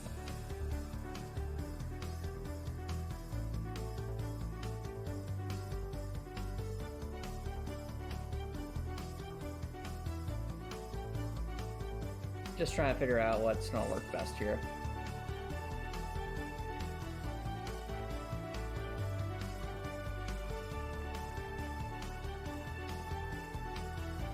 Think one is better? Okay, that makes sense. Especially since, you know, it's like you're getting to the edge of the room.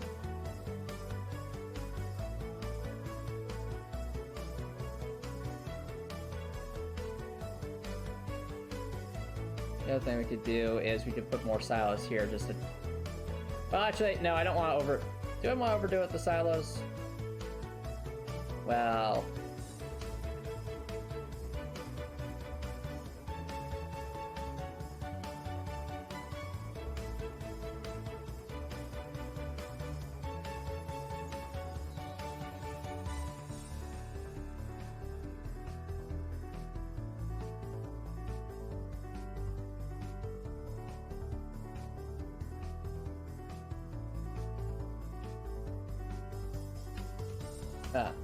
Oh, interesting. Okay, as far as interesting.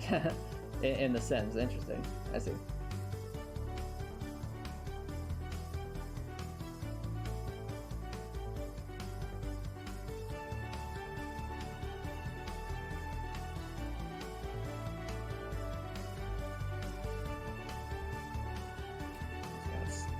A dash of color.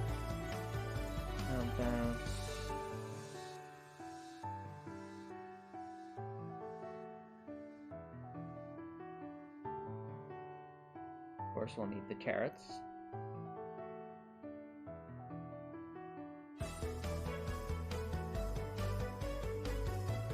Put the carrots there.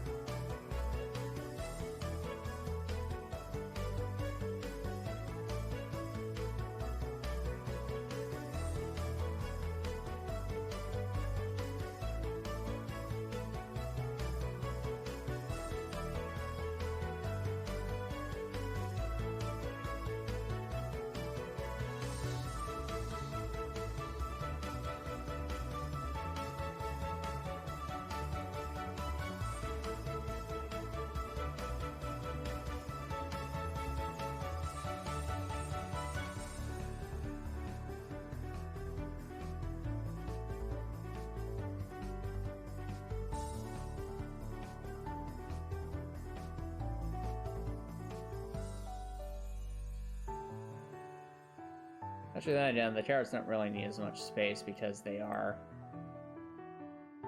so much smaller.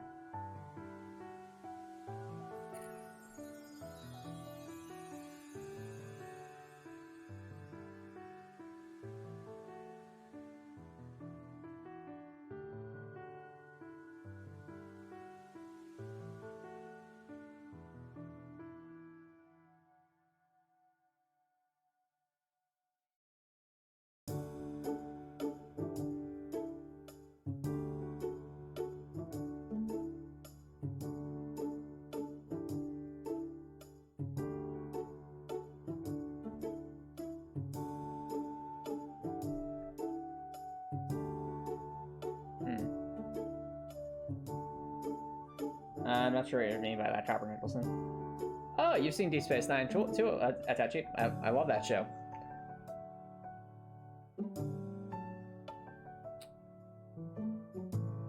It's very, very well written.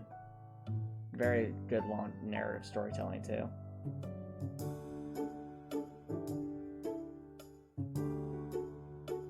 Alrighty.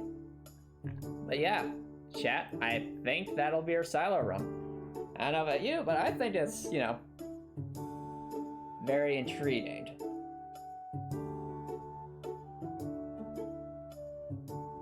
Though the only thing I'm now realizing is there needs to be some way to actually get the stuff out. So...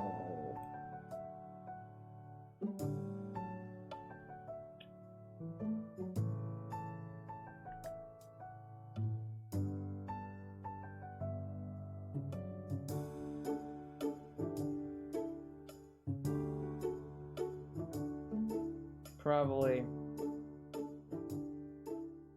yeah, I need... oh, actually, that's not gonna work for the pumpkins now.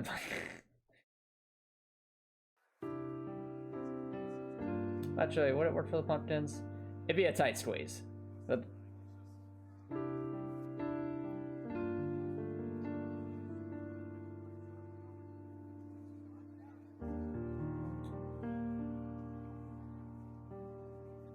okay, well, we need to rectify this immediately, chat.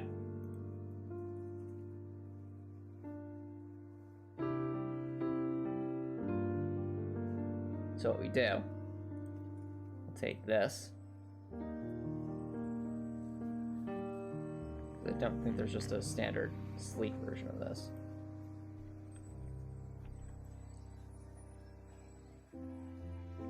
We'll make a version.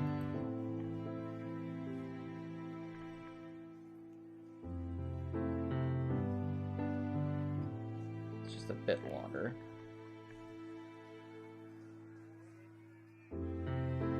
Some of these props are actually quite large.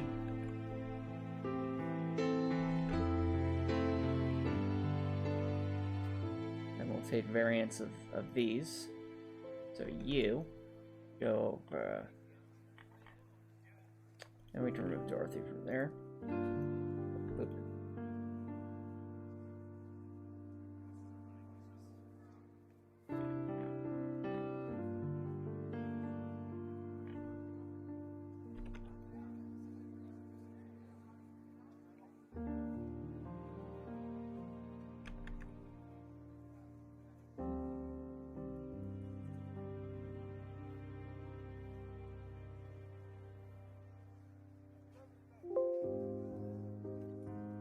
There we go.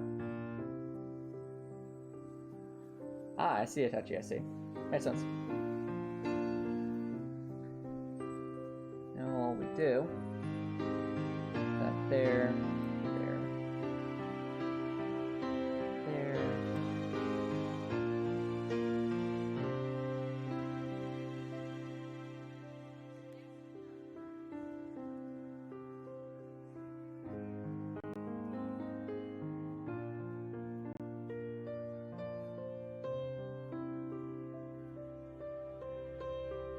And there we go. Now I'm thinking the silo room's looking much better. I didn't need to fix that wall, but that's pretty easily done. Now I can get to the food.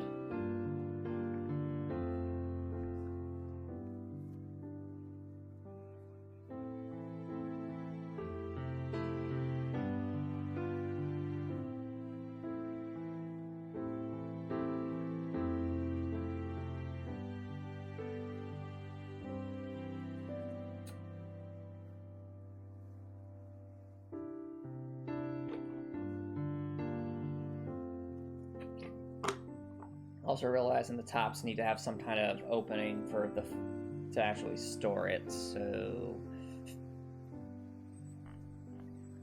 well, here we go then, chat. Put a variant of the store that's sideways.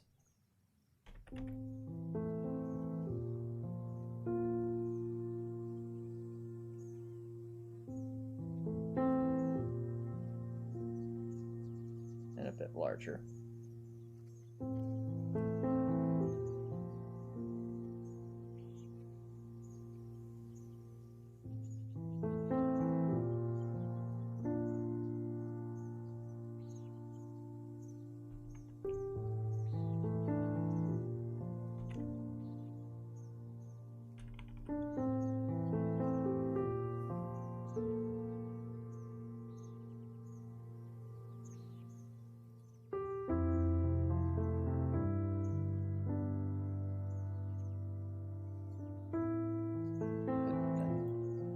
What we got here? All right.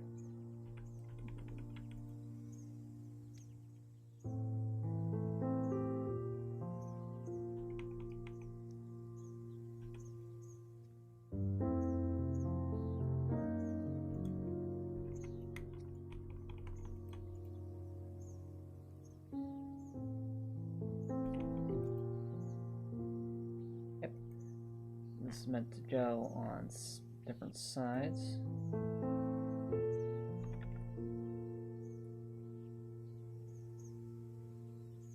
Gonna match the material color too, so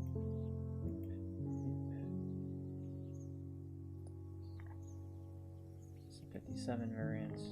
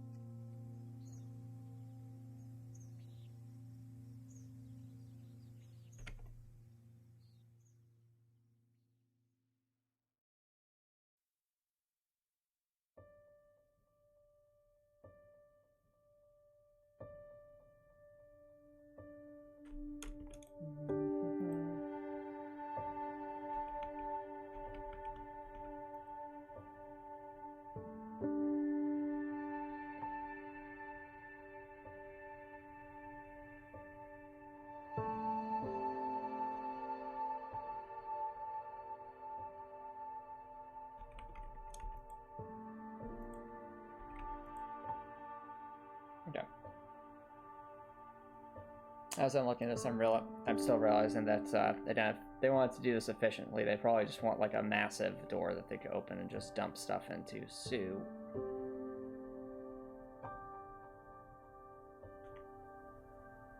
reorganize this.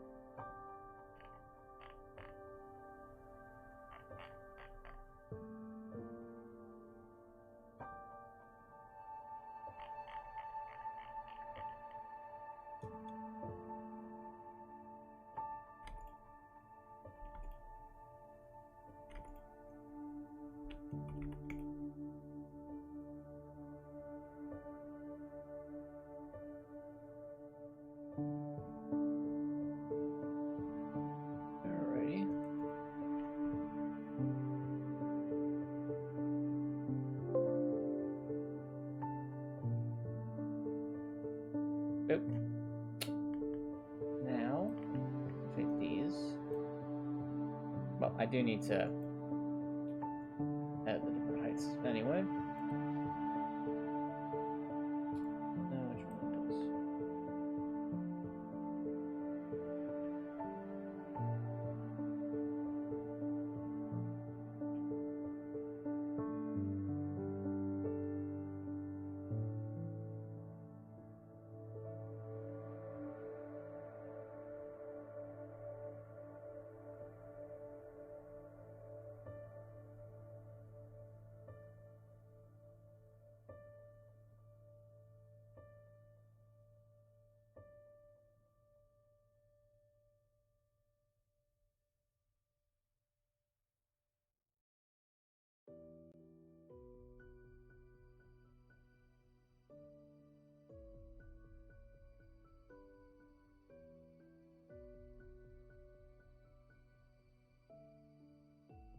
Yep. Oh, welcome back, Drakor.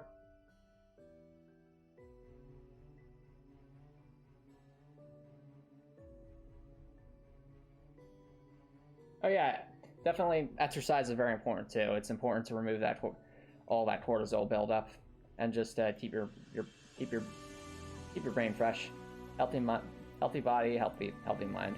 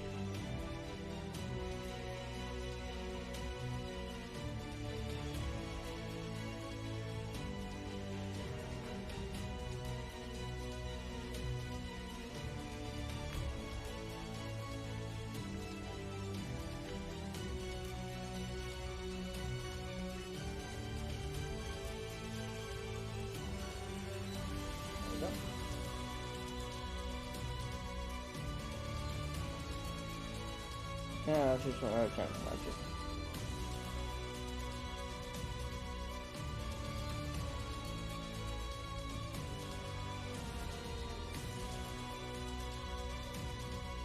There could be a variety of reasons. It could be because it was your outlet, or there was less things you were stressing about, or the different kinds of stressors weren't affecting how you were thinking about stuff.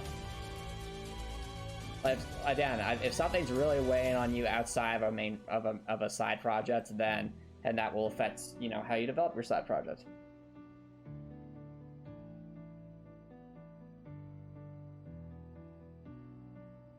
Because again, sometimes other stuff in life just needs to take priority. Yeah, I guarantee you, Drekor, or once you got a stable job, you'll find everything else feels a lot easier because you'll not have that hanging over your head anymore.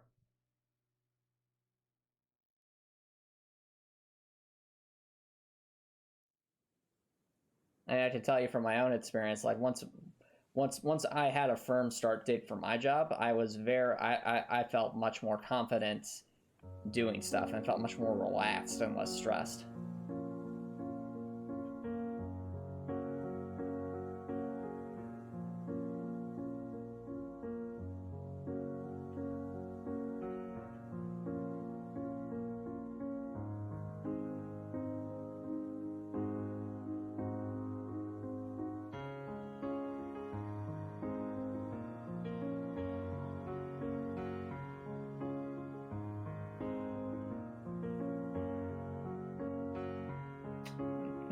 Well, now I just need the details.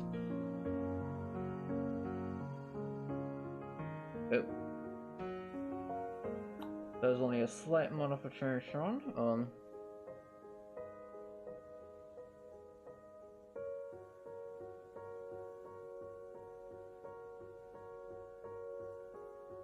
We'll just place them.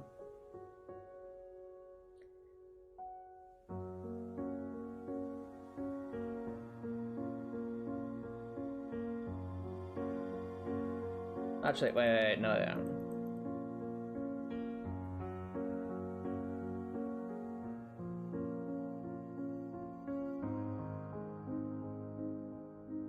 Yeah, we just place them up there, they'll fit. This is only a slight modification, just much more minor.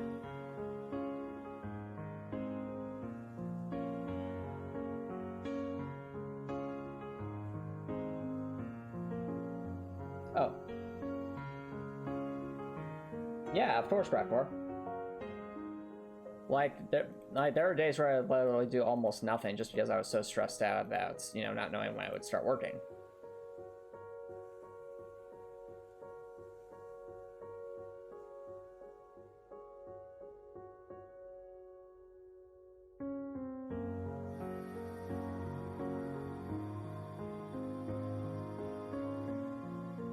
Yep.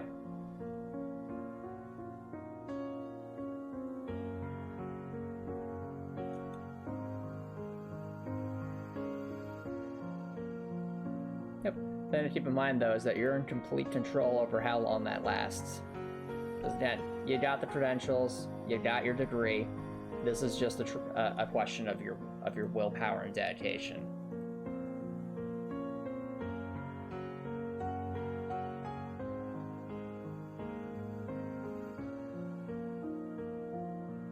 Which, you know, I really think if you put your mind to it and really you go at it, you will, you know, you will get gainfully employed.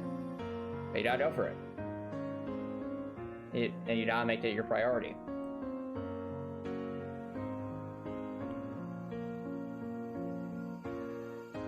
Dude, listen to yourself and then knock it off.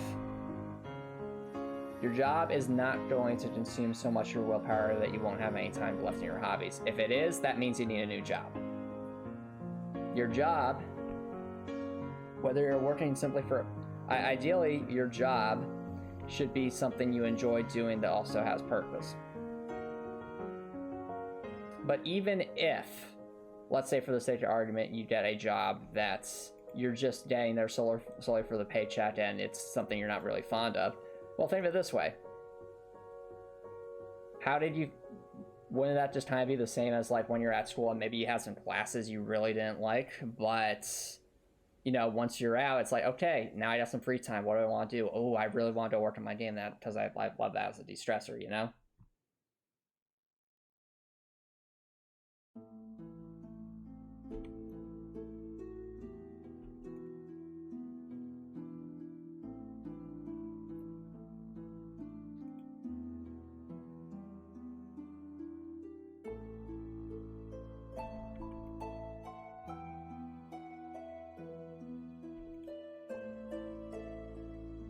Yep.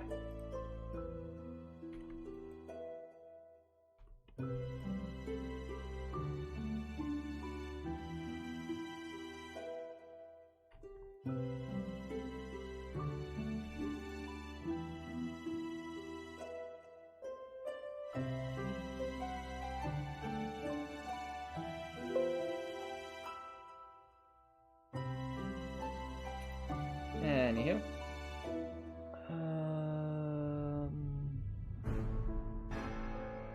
I'm disappointed that it's not... Well, oh wait. There's a reason why we did do it that way.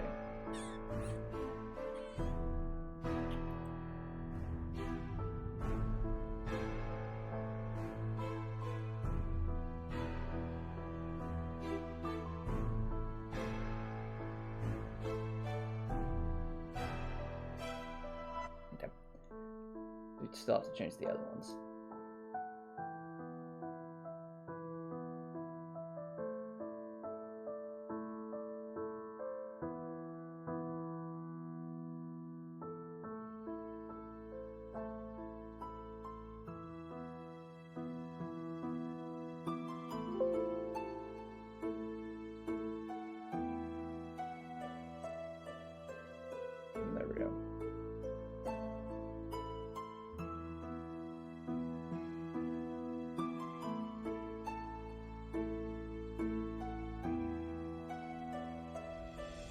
like it. Now...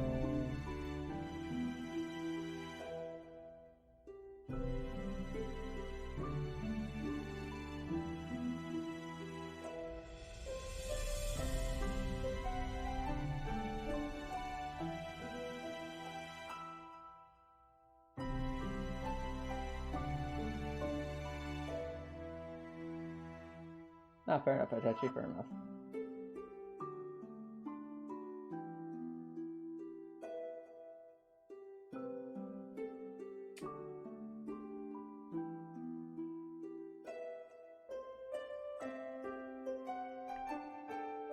Just final touching up.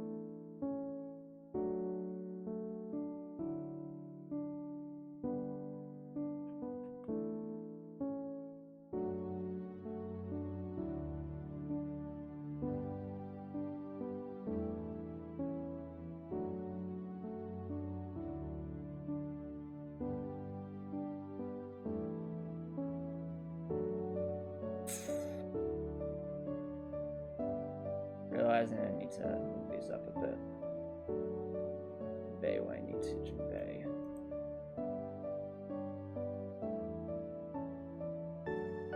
Why did I move them down there? Accomplish something? Not particularly.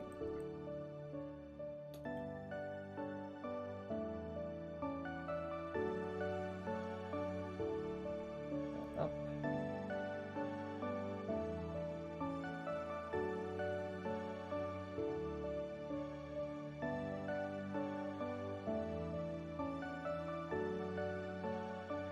Yep.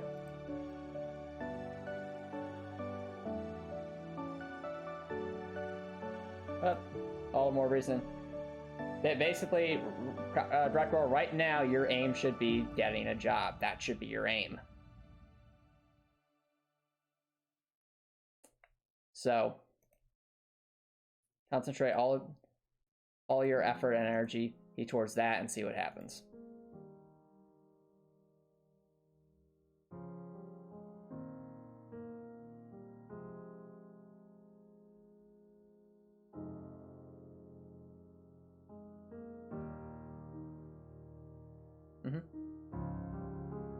Oh, I'm sorry to hear that, Copper Nicholson.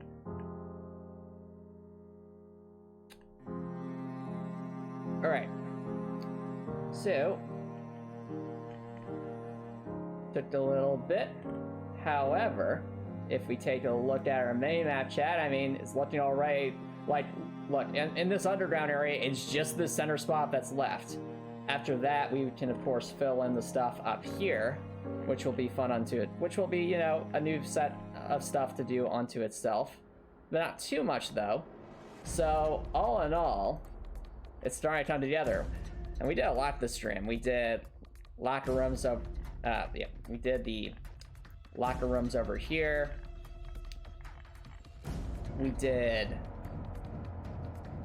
of course, the Cobra hatchery over here. Or sorry, the rattlesnake hatchery over here, snake hatchery.